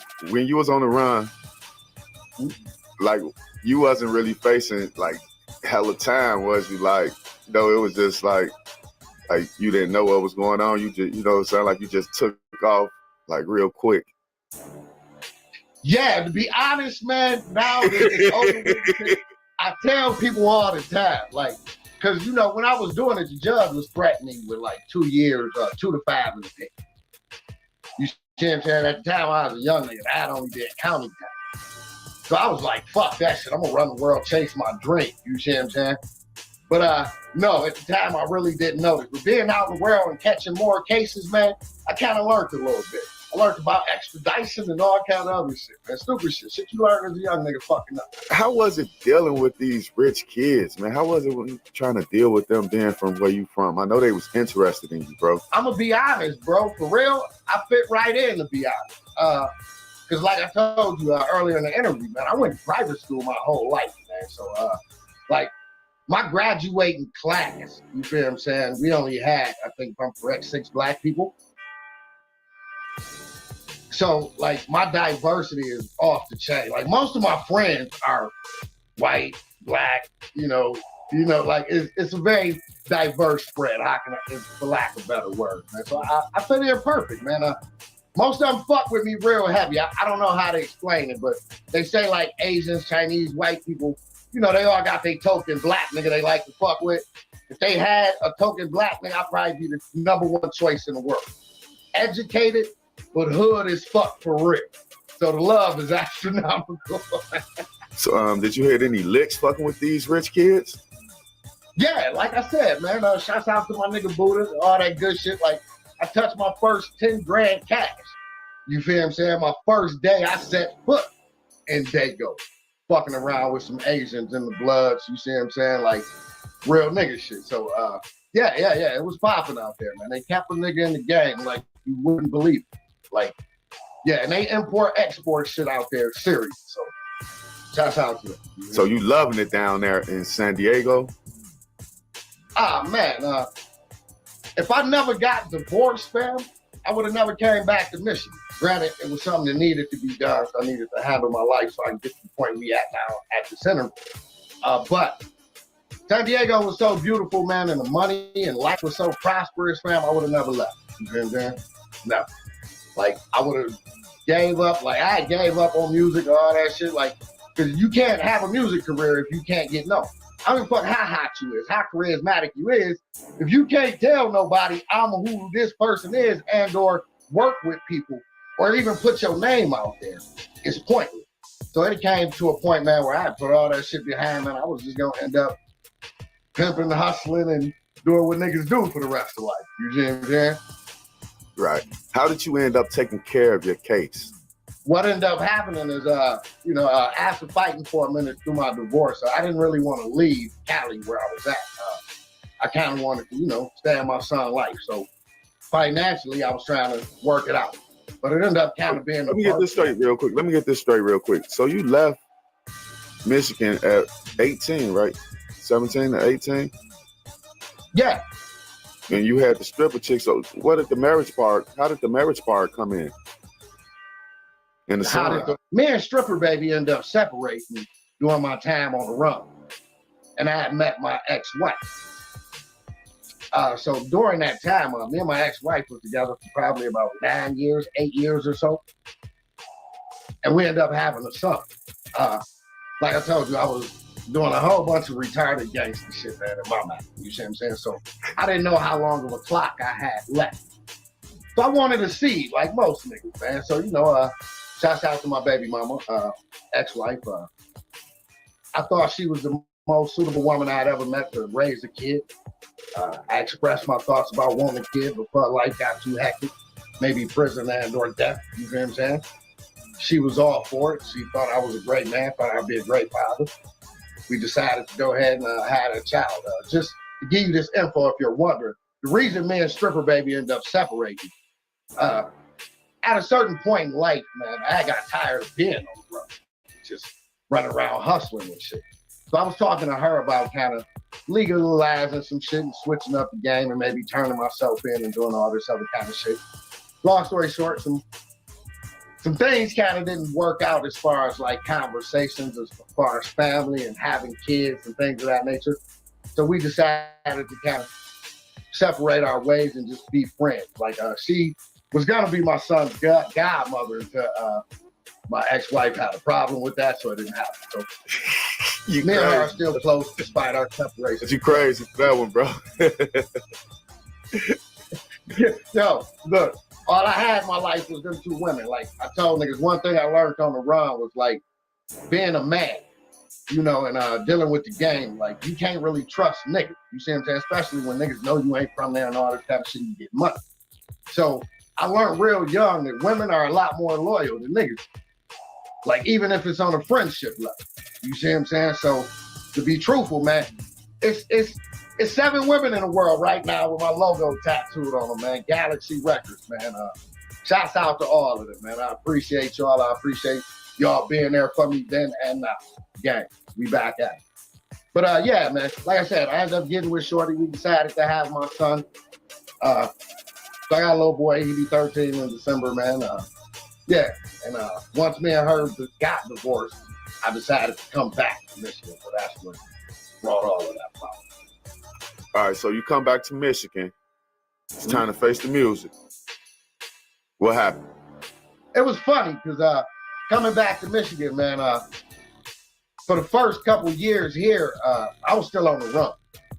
I hadn't seen my family, nobody, literally, in the 17 years I was gone. So when I first came back, I didn't turn myself in immediately. I was still laying low, man, living in my car, living in different trap houses and shit, fucking around. And because I didn't want to turn myself in and go straight to the pen. I want to spend some time with my family, my mom, my dad, my uncle, cousins that grew up. I ain't seen a little cousin since 5. I come home, a nigga taller than me, 230 pounds, talking shit now. I want to have a drink with him. So, you feel what I'm saying? When I first came home, fam, I couldn't even get straight to the music. But shouts out to my city, Pontiac. Y'all know what it is. Shouts out to my man, Crack, West Side. Cuz had a house, man. Niggas made me put a studio in it. Shouts out to my little cousin, B. He supplied all the equipment. And the family made me get to work, even though I was on the run, man. We was in the crib, acting ass, man. Doing what niggas do, which we should have had it solidified. But we ended up getting it raided. Shit fucked up, stupid shit, so that shut. yeah. That shut down the process and shit. My ass dipped in the D. I was in the D at the time after that happened.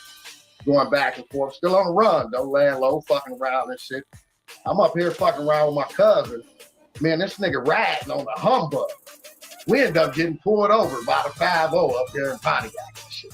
And you know what I mean? It was a blessing in disguise. So this is when they found out I was on the run and shit. Funny story this is. So me and Cuz riding in Pontiac. Yeah, check it out.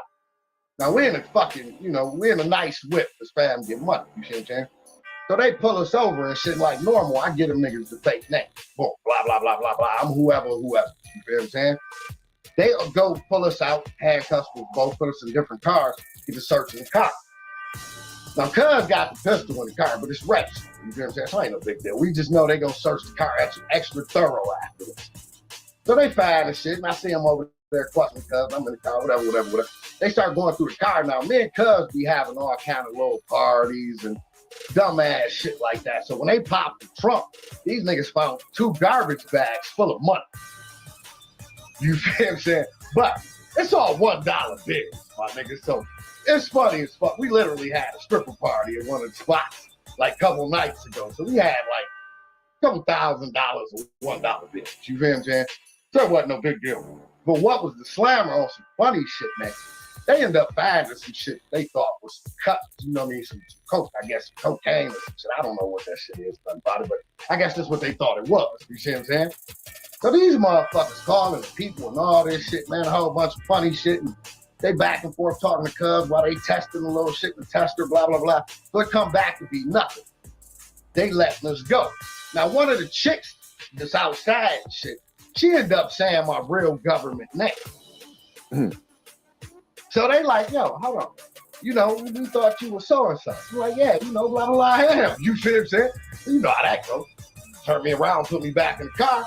These motherfuckers type in my name. Oh, we see why you ain't say who you was. We sure you know about this war. I just kind of laugh and say, yeah, so I know I'm going to jail. You feel what I'm saying? So my cousin, them outside, they looking bad, you know, like a real nigga though. First thing he say, don't even worry about it, I got you. So, you know, as soon as I touch down, I'll call cuz so he can tell my mom and them and fam. Because then nobody really know it's gonna happen because I've been gone for so long. My main thing was I was just worried about somebody throwing some shit on my conversation. You feel what I'm saying? Because made sure my conversation was straight to the motherfucker the whole time I was in there. Shouts out to HD, shouts out to Malaysia, shouts out to mine. Yeah. You was on the run 17 years. Yeah, 17 years. Like, yeah. I thought you was finna say they put me in the car, come to find out the one had to reach the statute of limitations or something. You know what I'm saying? Nah, see, and that's funny because when I was a young nigga, that's what I was hoping. That's why I left. Because I was hoping that shit was like real or something. That shit fake as fuck. Ain't no statute of limitations on no felony warrants. You feel what I'm saying? But long story short, it ended up working out for me anyway, man. Shouts out to the judge on my case for seeing the potential in the human being that I am. And, long story short, how much time did you end up getting overall? Man, 67 days and 7 months of probation, man. You gotta hear this story, though. Funny as shit, man. So anyway, I'm in jail, man. You know, I'm sweating, thinking they're about to send me to the pen for at least 2. You feel what I'm saying? So the public, you know, they give you like a probation officer or something while you in there. So she coming to talk to me and asking me about, you know, what can I tell her to help my case? Like, hopefully I ain't get in trouble while I was gone and I ain't fucked up and all that kind of shit. You see what I'm saying?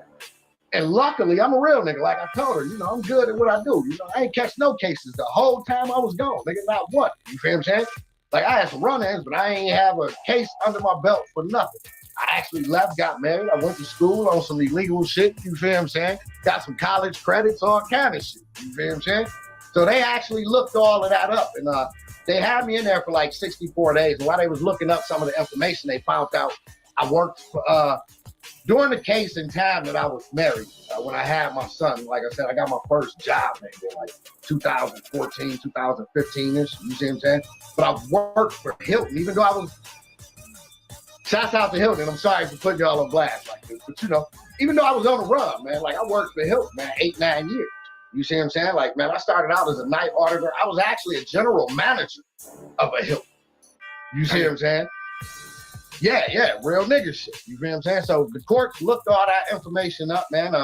They ended up letting me out on a tether after 64 days. Telling me, you know, they're going to furthermore dig into my situation, but they put me on tether because I was flight risk. They didn't want me to leave. I had a curfew, 7 o'clock, stupid shit. Long story short, but they ended up calling me in saying they found out everything I was telling them was true. I went on, had a nice life, blah, blah, blah. Wasn't getting in no trouble. The judge put me on probation for 2 years, which, you know, I thought at the time was good. But everybody in my family and around me was still like, yo, that's some bullshit. You feel what I'm saying? You need to write some letters to the judge. You a grown man now. You ain't got no trouble in fucking, you know, 15 years. Blah, blah, blah, blah. You shouldn't even be on probation. They fucking.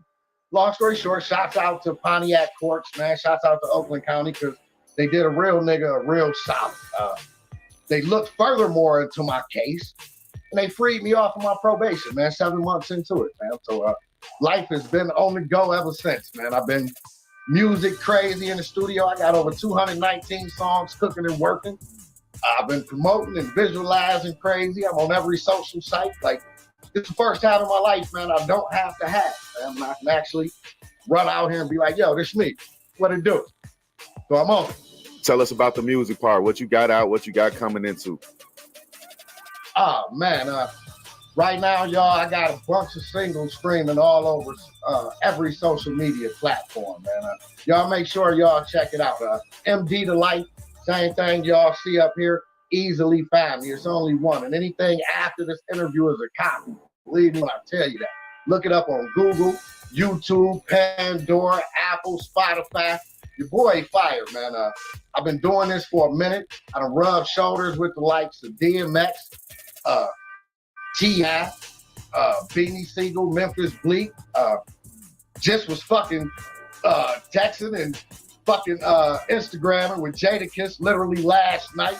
You feel what I'm saying? So again, man, y'all make sure y'all stay on this. No features needed, man. Everybody that fuck with me is people I've known my life. I ain't running out here jumping on the coattail of no art. I believe I've been the hottest, and I'm gonna show that I'm the hottest. You feel what I'm saying? And it just is what it is, man. Y'all join this ride with me. Hopefully y'all enjoy it. You just did a new video, right? Or you just made a new song, oh, yeah, right? Man, I just dropped a new song. It came out last night. It's called 10 Toes Down with My Head Up, man. It's everywhere, streaming on all social platforms. It's on my pages, on that Instagram, Snapchat, Twitter, Facebook, YouTube, going crazy, Spotify. Everybody make sure y'all check that out. And for me, though, if you haven't heard the song Diamonds, My Diamonds Gon' Flirt, check it out, man. It's one of my favorite out of the 20 that's out. I'm releasing music every 7 to 10 days right now. So y'all be watching, man. I'm dropping like no other artist. By the end of this year, like I'm thinking January-ish, I want at least 100 songs out. You gonna know this name. All right, any artists that you messing with, bro, right now on the label, your nephews, you know? Yeah, it's a lot of artists that I deal with here in my inner city and outside of my city. Shouts out to my guy VVS, Big New Jersey. Shouts out to my man Buddha, Big California. Shouts out to Big Goonie Grape Street, man. Locked up, murder borough, free that man. Back here in my hometown, man, I gotta shout out Cuz Driz. Gotta shout out one of my player partners, man. One of the hardest working artists I know other than me, my man Crisis. Shouts out Lil Cuz, MG. Yeah, yo, the fam is crazy. And again, shouts out Laser, man, the hardest working, most talented female I know. Yo, that's gang right there, man. And everybody else is pretty much a bunch of street cats I run with. They just stop in my studio sessions, fam, and I kind of write their bars out. I like their voice. I put them on my songs, man. Like, that's how I get down. You feel what I'm saying? Hey, man, this sounds like you lived a very, like, interesting life. You know what I'm saying? And you came through and you conquered all the bad things. Like, that's an amazing feat to be on the run and not get in trouble doing all the goddamn things you was doing. You know what I'm saying? Oh. So, I ain't got nothing else for you, brother, man. You can close out the show, man. I ain't got nothing else for you. You said enough, but you can close it out. Hey, man, I appreciate it. You feel what I'm saying? Thank you for having me on, my baby. It was big. Shouts out to Chi-Town. Shouts out to Pontiac. You know what I mean? Everybody, y'all know what it is. Big East Side of the building. MD the Life. Yeah, man. Y'all stay tuned, man, because I'm coming with crazy-ass interviews all the time, man. I just want to say I really appreciate you for sliding down on us. Peace.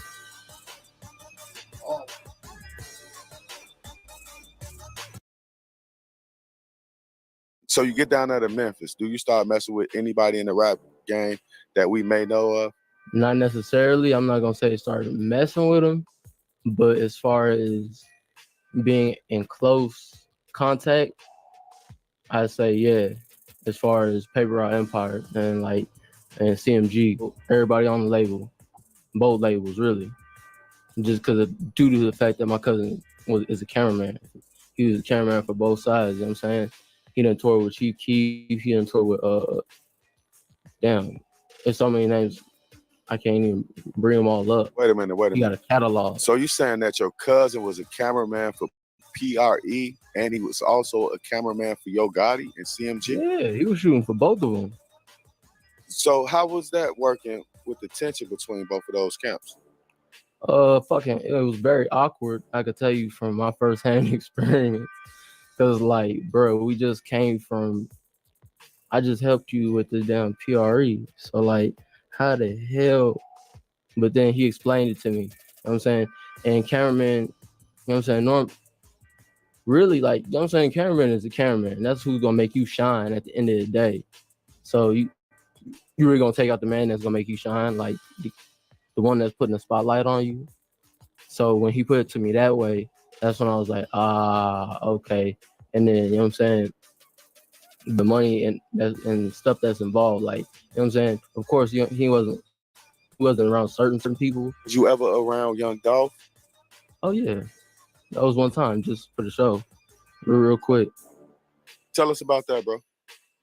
Shoot, let's say, hey, so my cousin took me to the show. It was all the Paper Route Empire, all the Paper Route Empire. So I want to tell you, these Bentayga, Urus,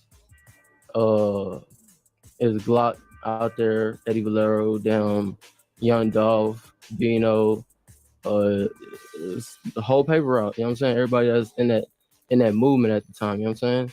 So seeing all that shit was just like, man, it really changed my life. But at the same time, I wasn't on the fan shit. You know what I'm saying? I wasn't like, hey, let me get a picture. Let me get a... No. I just sat back, played my part, and, you know what I'm saying, observed. You know what I'm saying? Because at the end of the day, I'm trying to be in his position. I'm not trying to be one of the people that's, you know what I'm saying, hey, I just posted a pic, me and bro finna do a song. I'm not finna front for the gram. I'm finna keep it all the way.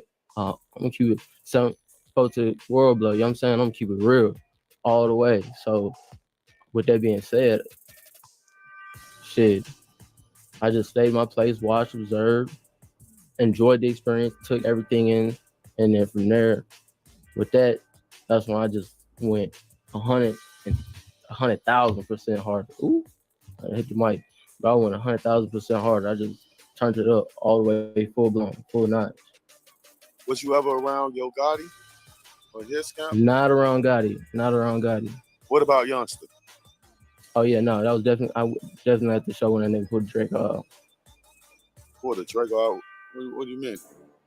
That was everywhere. He was on stage, man, pulled out a whole Draco, like in the middle of the concert. Well, everybody was out there. Like, I seen that bitch. I thought we was gone. We was just gone. I don't know what's about to happen. I don't know why he did that. This is a show. You don't you on stage with the. Where did this come from? Is really what I want to know. Who? I know rappers get special, you know what I'm saying, special features and access to certain things, but who the hell let him sneak that through the back? Like, that's got an assault rifle, bro. It was scary and kind of fun at the same time, but more so like, I ain't feeling this, cause I ain't know who is where and what is what. You know what I'm saying? It's two different worlds when you're going from Memphis and Chicago. You know what I'm saying? Two different worlds, because how they move over there and then how they move in Chicago is completely different. It's along the same road, like, you know what I'm saying, the same ethics and shit, but it is completely different.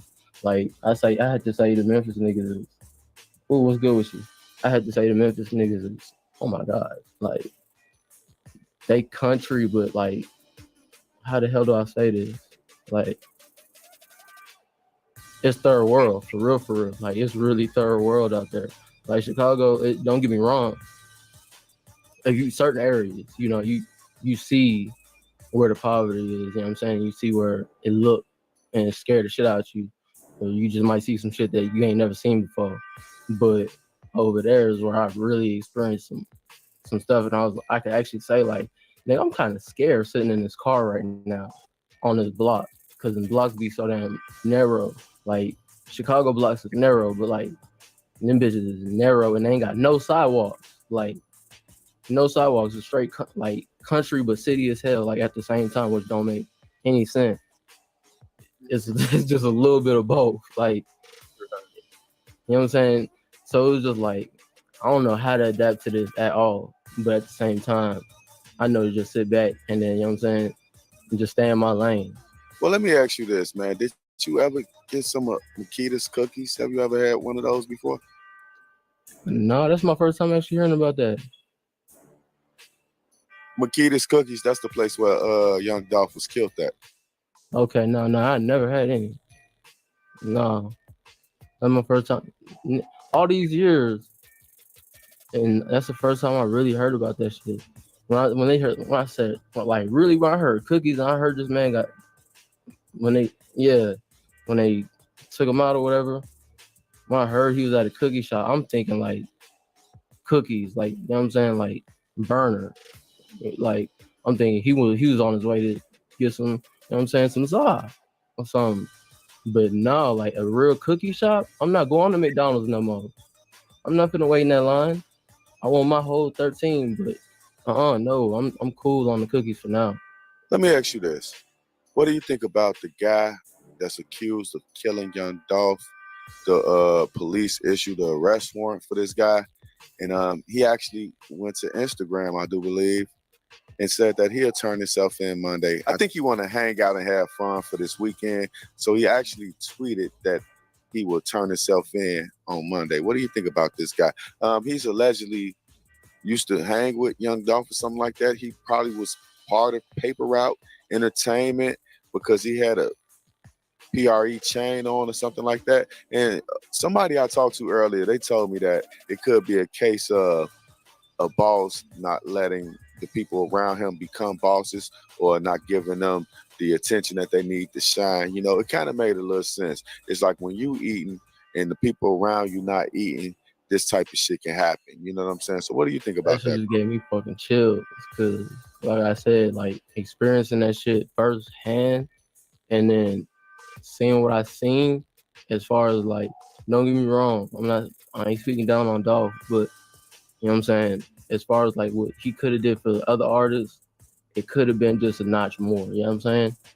You could push a little bit more. But I understand the music game and how it works when you gotta wait your turn in line. When they talking about I'm up next, like it's really a motherfucking waiting line behind that. You know what I'm saying? Because you got these people that are coming this year, like how they do the XXL freshman class. You know what I'm saying? They got people that's coming up and they already been out for years. You know what I'm saying?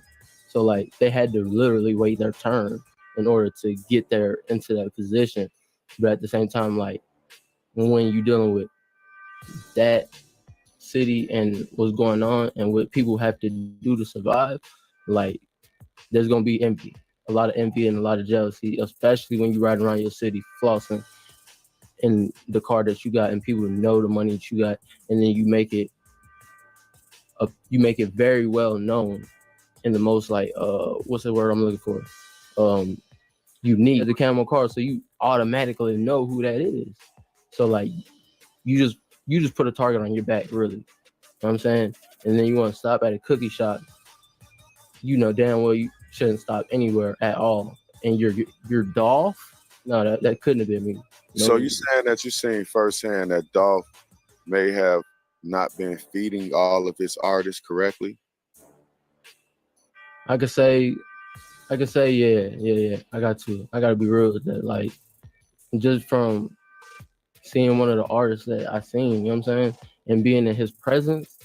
And don't get me wrong, like he was still in the entourage, but it was like, bro, like, why am I not being pushed? Like, yeah, that song was up there 2 years ago on World Star, but like, what about now? What about now in the future? You know what I'm saying?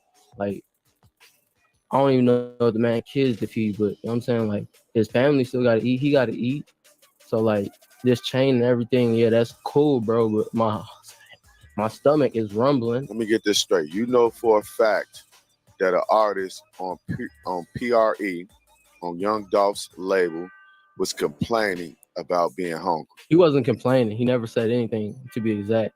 But from what I seen, you know what I'm saying, as far as everybody else getting pushed and how they were, you know what I'm saying, uh increasing in, you know what I'm saying, popularity.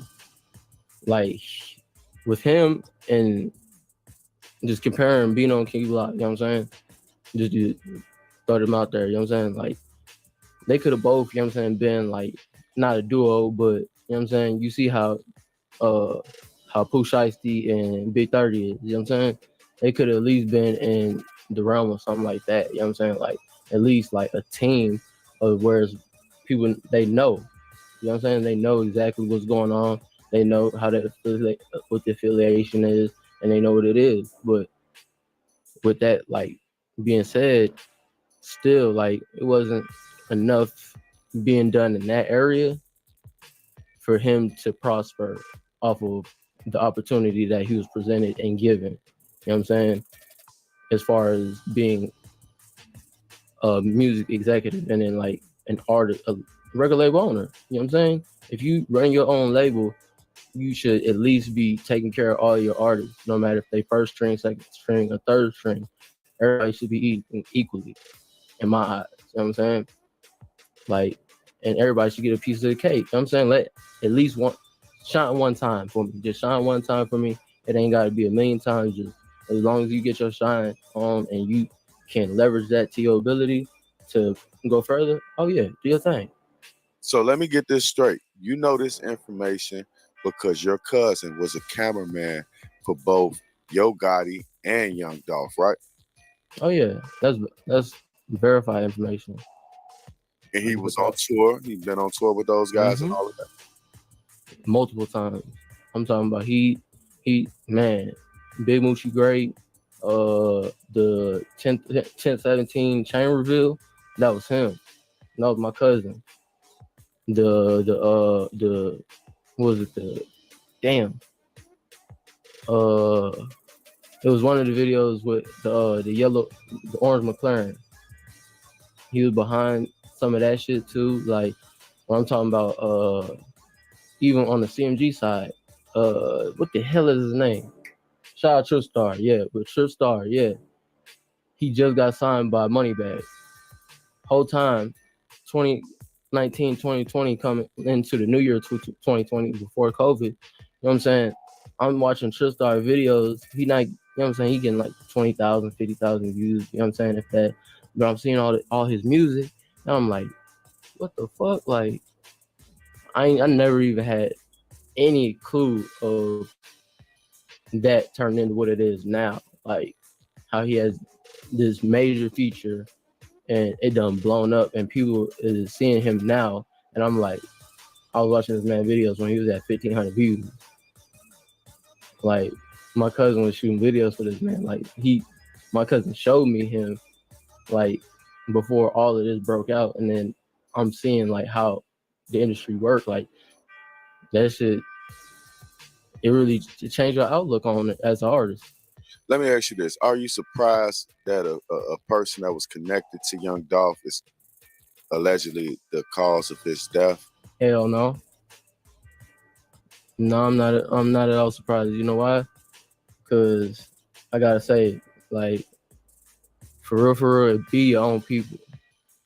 It will be your own people. Especially, I ain't saying, you know what I'm saying, but if you ain't doing what or if you're not supportive of the people that's supporting you, of course you're gonna get envy and you're gonna get jealousy, you're gonna get negativity, you're gonna get all types of, you know what I'm saying, bad publicity or whatever they want to call it. You know what I'm saying?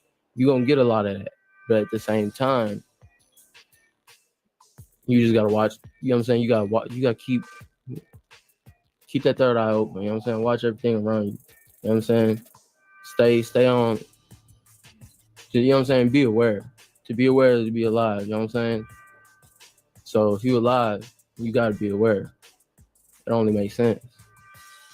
All right, so why don't you tell me about the newest projects you got coming up, bro? All right, so the newest project I got is produced by Grammy nominated producer KE on the track. He produced let's say, okay, one of his biggest hits, No Hands, Roscoe Dash, Waka Flocka Flame, and Wale. He produced that. How I got that connection, he hit me up back when I was a kid. Not kid, I was just getting into my teens. I said I was about like just turning 14. He hit me up trying to get me to buy like 15 beats for like $2,000. And I seen his name, I got starstruck a little bit, I ain't even gonna lie. So I tried to do whatever I could to get that money. And long story short, I didn't even come up with it. But over the years, I could tell he was watching me. He was watching me on all my social media. You know what I'm saying? Just watching the progression, stay watching the progression. And then he hit me back up again. And this was this time last year. So like around last December last year, I got an email, and then that's when he just started throwing shit to me. You know what I'm saying? We talking about throwing me deals. Like you may have seen the ads, but I'm getting exclusive shit. Like stuff that he's not giving access to other people, that he's just throwing them ads to. You know what I'm saying? Like as far as one-on-one conversations and, you know what I'm saying, mentorship go, and really guiding a young artist in the right direction. That's what he doing. But yeah, new money is the name of the album, and that's the second one. I dropped New Money back in June 1st of last year, 2021. So yeah, I dropped that, and that was all produced by him as well. But this next one, over 20 tracks, we got a lot of videos coming for it. Well, I got about 3 videos stacked up already for it, along with the press and everything that is ready to go. I got artists behind it. I got artists that's already signed to my label. So we got a lot. It's too much. We got a podcast. We got everything. We got all the way down to skits and comedy. We got it all. All right, so why don't you tell the people where they can find you at on social media, bro? Oh yeah, you can find me on Twitter at TRUUGUUWAP. Yeah, True Grew Up. On Twitter and on Instagram. You also find me on YouTube. Just type in MALIK. Again, that's MALIK, and then GUUWAP. And then you're going to find everything you need to know. If you want to find out a little bit more and you want to find out my life, then Google my name, and Google going to pull up the whole search page, and it's going to show you everything you need to know. Go into Google Images, you're going to see some real shit. Well, Malik, I really appreciate you for joining the show, man. Hey, thanks for having me. No problem. I want to wish you well on your endeavors, my brother. And I just want to say peace. Peace. So, at what age did you realize you can put words together and make them rhyme?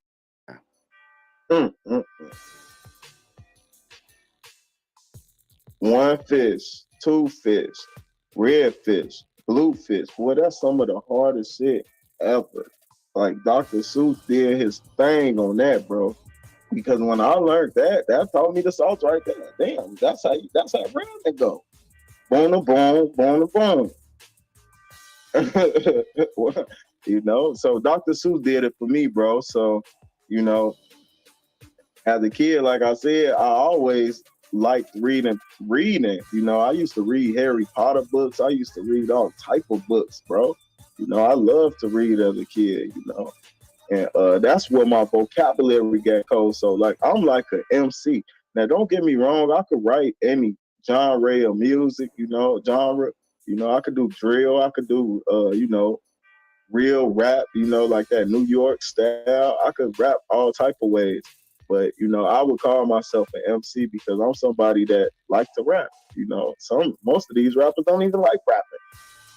Hey, describe your sound to the people. It's authentic and it's me, and I so the thing is, sometimes I know what the wave is, so I try to stay close to the wave that I can, but you always gonna get authentic Nick Bags, and it's gonna be real, man. And man, we got more new music coming, and you know, I don't do nothing but evolve as an artist constantly. But if you listen to me, you gonna bob your head. All right, so now you're making it to high school, man. What was the transition like for you going to high school? Now, it was a big difference going to high school because I told you on 44th Gonzalez Academy where I went to, and that's like a gifted school. I had to get accepted to go to that school. My brother got into school first, my little brother. You know, good, man, free, bro. Matter of fact, free B-boy. You already know he in Detroit doing his thing. He got locked up, you know, but both grew up in Chicago though. But anyway, bro got accepted to the school first. Then I end up getting accepted off his strength. You know, they was rocking with him, so they started rocking with me. And in the school, I got a lot of popularity. You know, but when I went to high school, my mama got some Section 8 in North Chicago.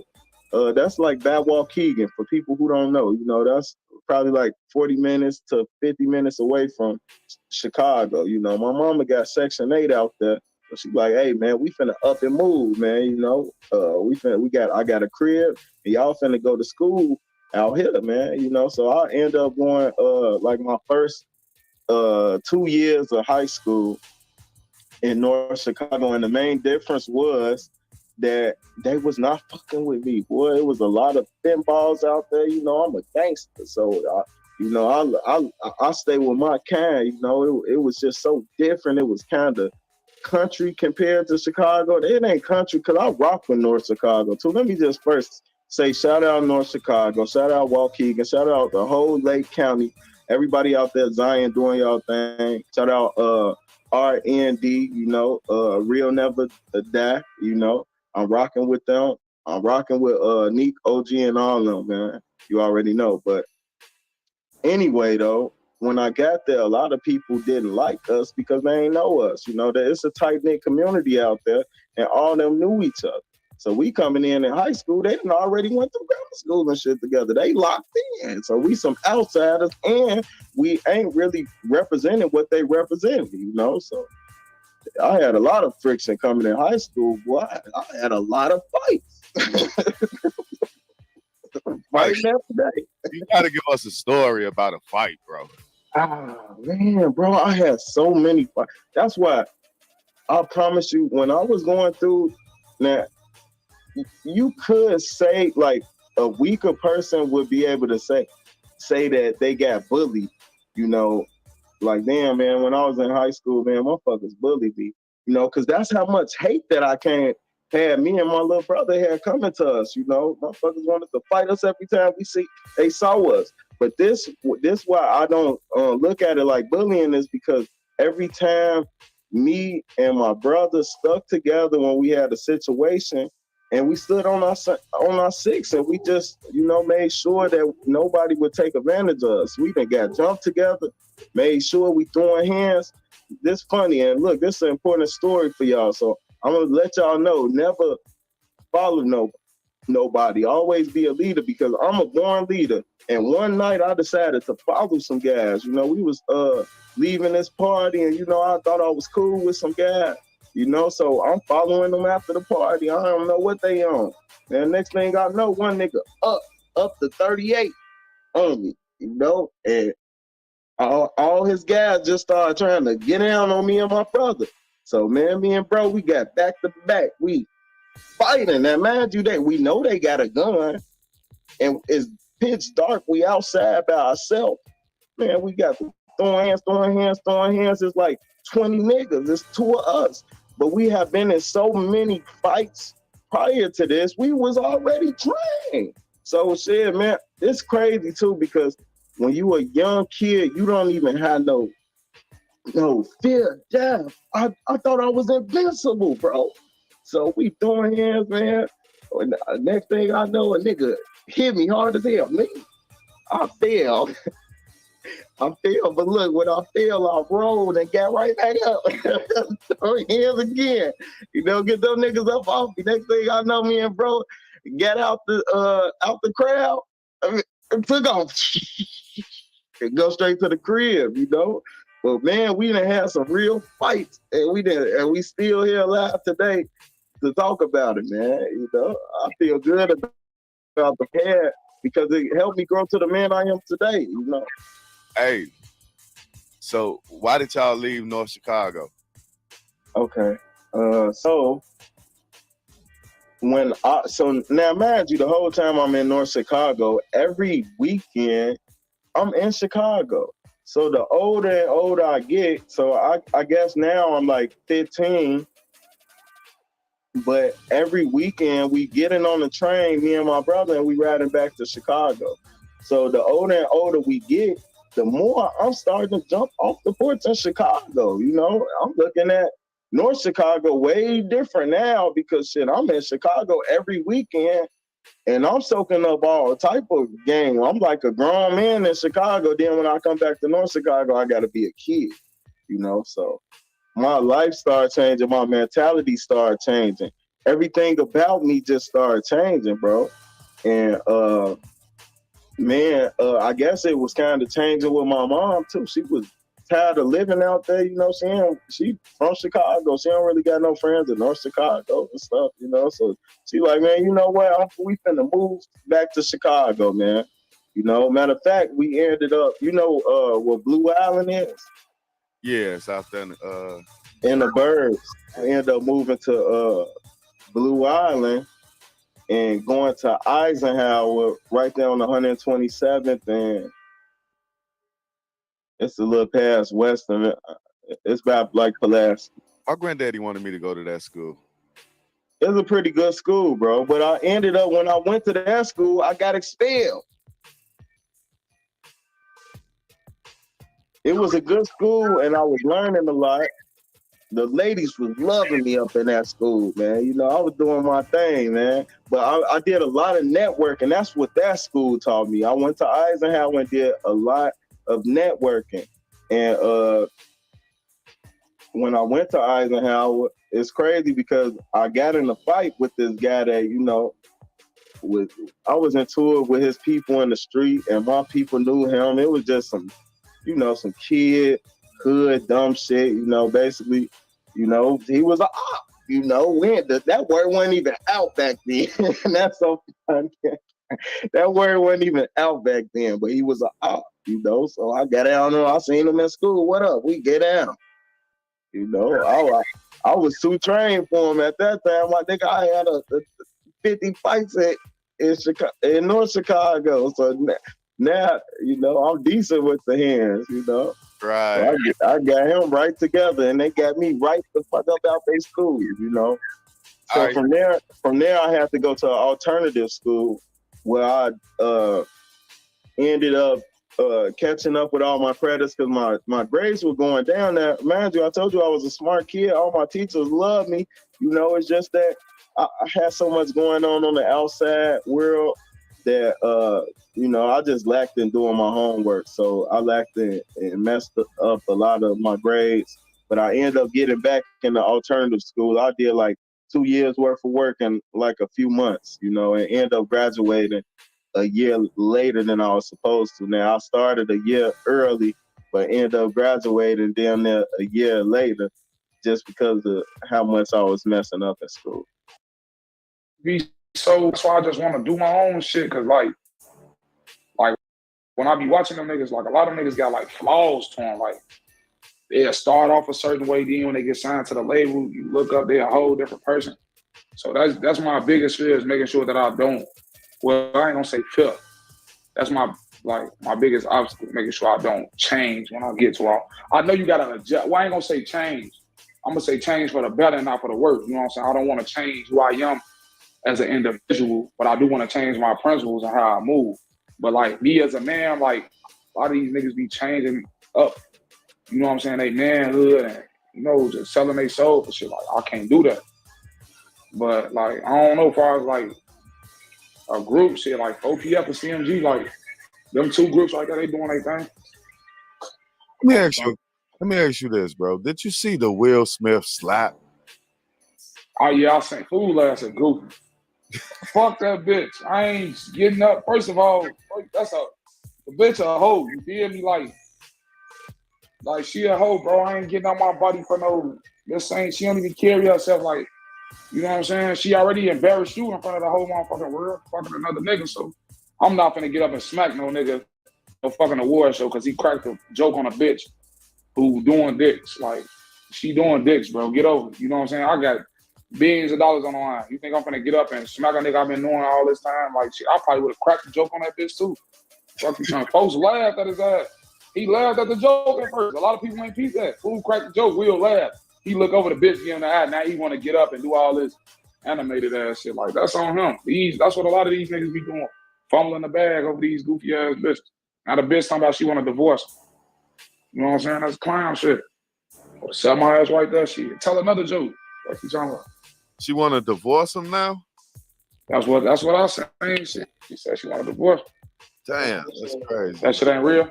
Whether it's real or not, fuck that bitch. You see what I'm saying? Like, she just embarrassed you in front of the whole world not too long ago. Fucking dude. I mean, they probably got that shit in order, but he did too much, man. You could have checked him behind the stage or something, or gave him a look like, man, cut it out. You know him and Chris Rock been knowing each other for a minute, bro. You don't have to do that. Disrespect that man like that. Right. So you think it was an embarrassing moment for, just black folks, period? Nah, it wasn't embarrassing for black folks. That's his motherfucking business. Shit. He ain't embarrassed me. Or I don't think he embarrassed black people. It's just that just show you that love is a hell of a drug. You know what I'm saying? That shit how you are lost in the sauce. Niggas do anything for that little cat. Folks now. Back to some Chicago shit, bro. What's going on with Dayzu and Memo 600, man? Why they do all that shit online? Man, I don't know what the fuck dude them got going on, man. They talking about they knocking teeth out. I don't know. That's their business. You know what I'm saying? Them niggas always doing some crazy shit. I don't know what the fuck. I can't even speak on it because I really don't know. Shit. Right. A lot of people were saying like they ain't got no more ops, no more real ops, so now they turning on each other. You think that's true? Shit, I can't speak on that either. I don't know who they. I really like that's fooling them from the other side and shit. Like who they into it with and shit. They ain't into it with us. So I don't know who they ops is or what they ops doing or what they doing to they ops. So I just know I wouldn't be putting out my business on the internet. Like I'll take off with this shit. They probably think I'm boring because only thing I'm gonna be doing is shit for music. Like I'm not gonna be telling y'all, we our ops and stretch them out. We just did this and we did that. Like I ain't gonna lie to you, my people don't even play like that. Like we can't. That the internet ain't for everything. Like, I mean, we don't put everything on the internet. Right, So, right. I don't know what them niggas got going on. I wouldn't have did it. I thought it was bogus, out of pocket, But do you think Memo was going just a little bit crazy on the internet? Fool is goofy, man. He a goofy. He a fucking clown. Like he always doing some clown shit. He just like motherfucker see his name. Certain people's name, when you see it, you just see a synonym. When I see his name pop up somewhere, I just see Goofy. Like he did too much goofy shit. So I don't know. Right. One thing about it though, I haven't seen much about him after that situation since that video. They destroyed his character. They knew what the fuck they was doing, man. Hey, it's not safe for Memo in Chicago. I said that shit, man. You on tour with the gangsters. He so GDK. Then you on tour with your people. You on tour with your people in the op shit. Who the fuck you gonna go to? Shit. He can't come out. I don't know what the fuck. Fuck, dude. But it was on the internet, so I just decided, to speak on it. That was some weird, crazy shit, man. What's gonna curb the violence in Chicago? Man, you know that shit ain't gonna stop. Come on, man. Ain't shit gonna stop that shit, man. There's hope for the future, man. Bro, they paying niggas to do dumb shit. They signing niggas to do dumb shit. So it's stuck in here, shorty here, like, oh, in order for me to get on, I gotta go kill a motherfucker and brag about it. So how the fuck they think the violence don't stop in Chicago when niggas getting signed to do shit and tell them they so? We gotta make it make sense. Ain't shit gonna stop the violence. This shit an ongoing thing. Violence been going on since the beginning of the time. So I don't even be getting when people say, oh, the violence need to stop. Like this shit from motherfucking the wars back then to now. It's just a different form of shit. Different form, different group of people. Wars gonna always go on. Wars create money. Wars, there's a lot of shit with that shit, man. Right. Do you think niggas be self-snitching in the records, bro? Man, come on, you know what's going on in this era, man. That's the biggest thing that's going on in this era. That's why I said I can't get jiggy with that shit. I can't get on here and tell what I did. I done seen niggas get indicted. I'm talking too much. They using our lyrics against us. They telling y'all what they doing. Y'all still doing the same shit. And then want to say a motherfucker telling on y'all. Like, you telling on yourself. Why the fuck would I get it? We just slid on the nigga. Then we did.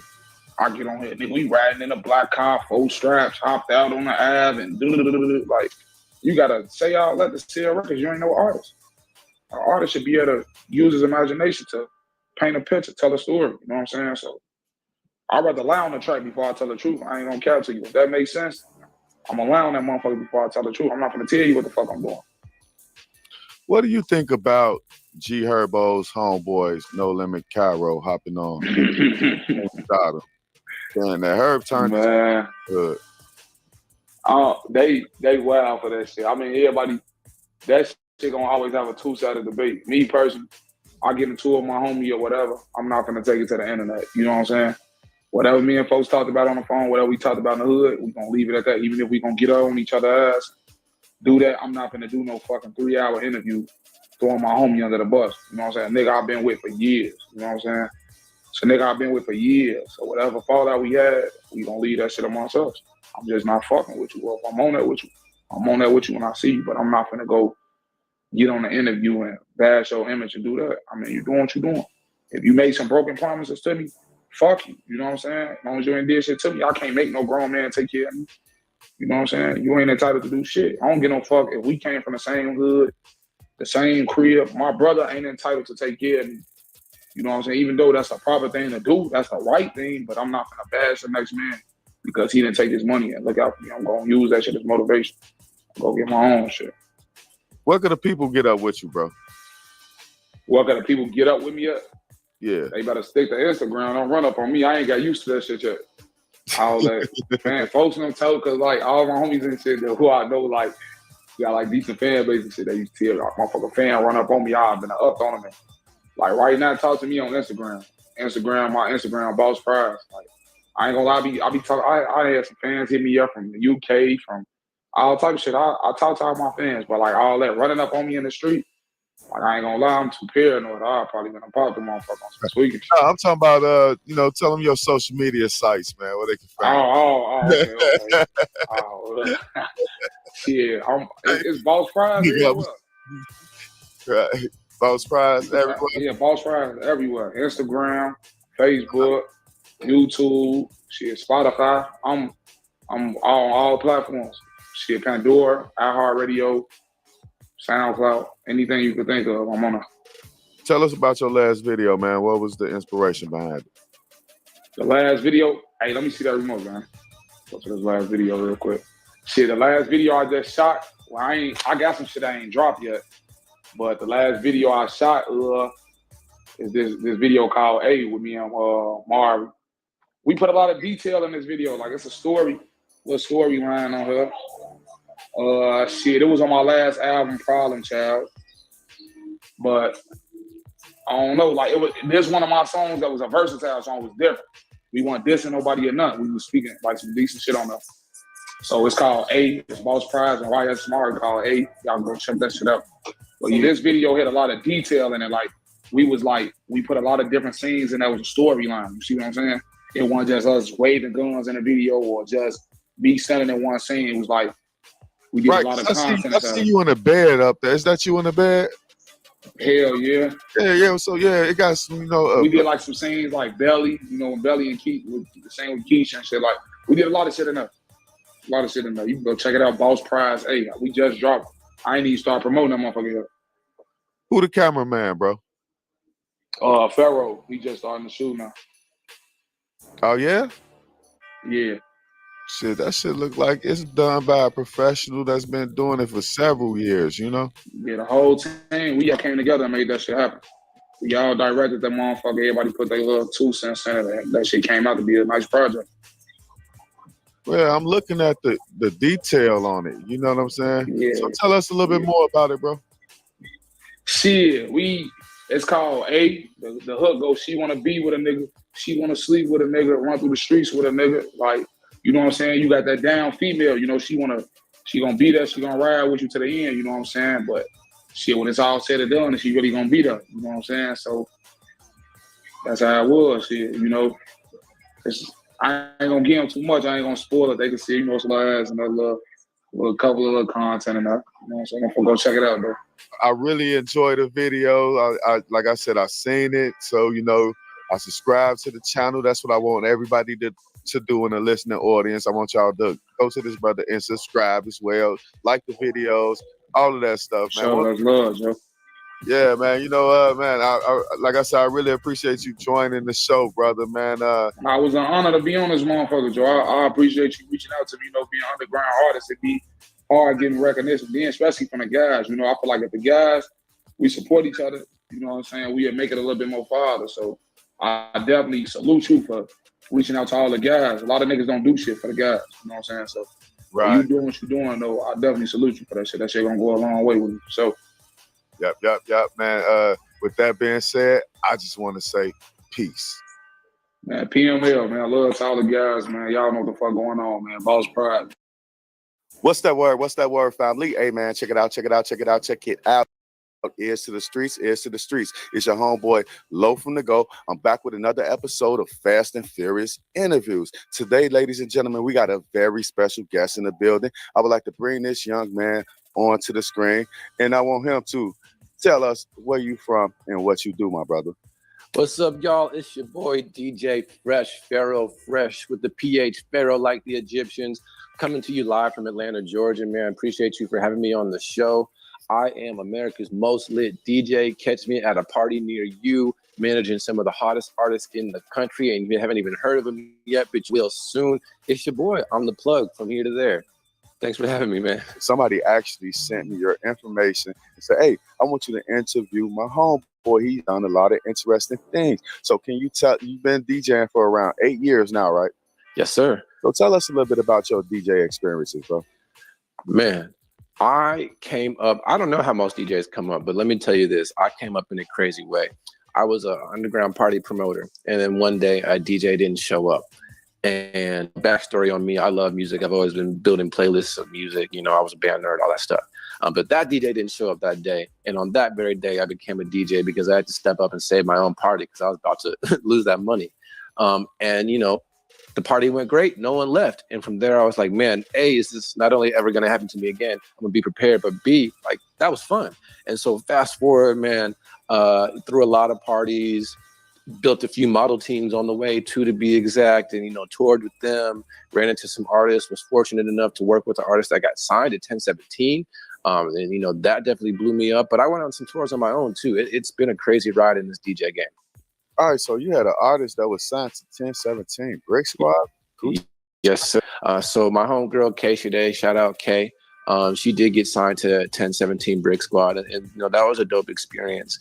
Just to be connected to an artist that made it to that level, just to be connected to someone who signed a Gucci Mane, and then to also be in Atlanta at the same time.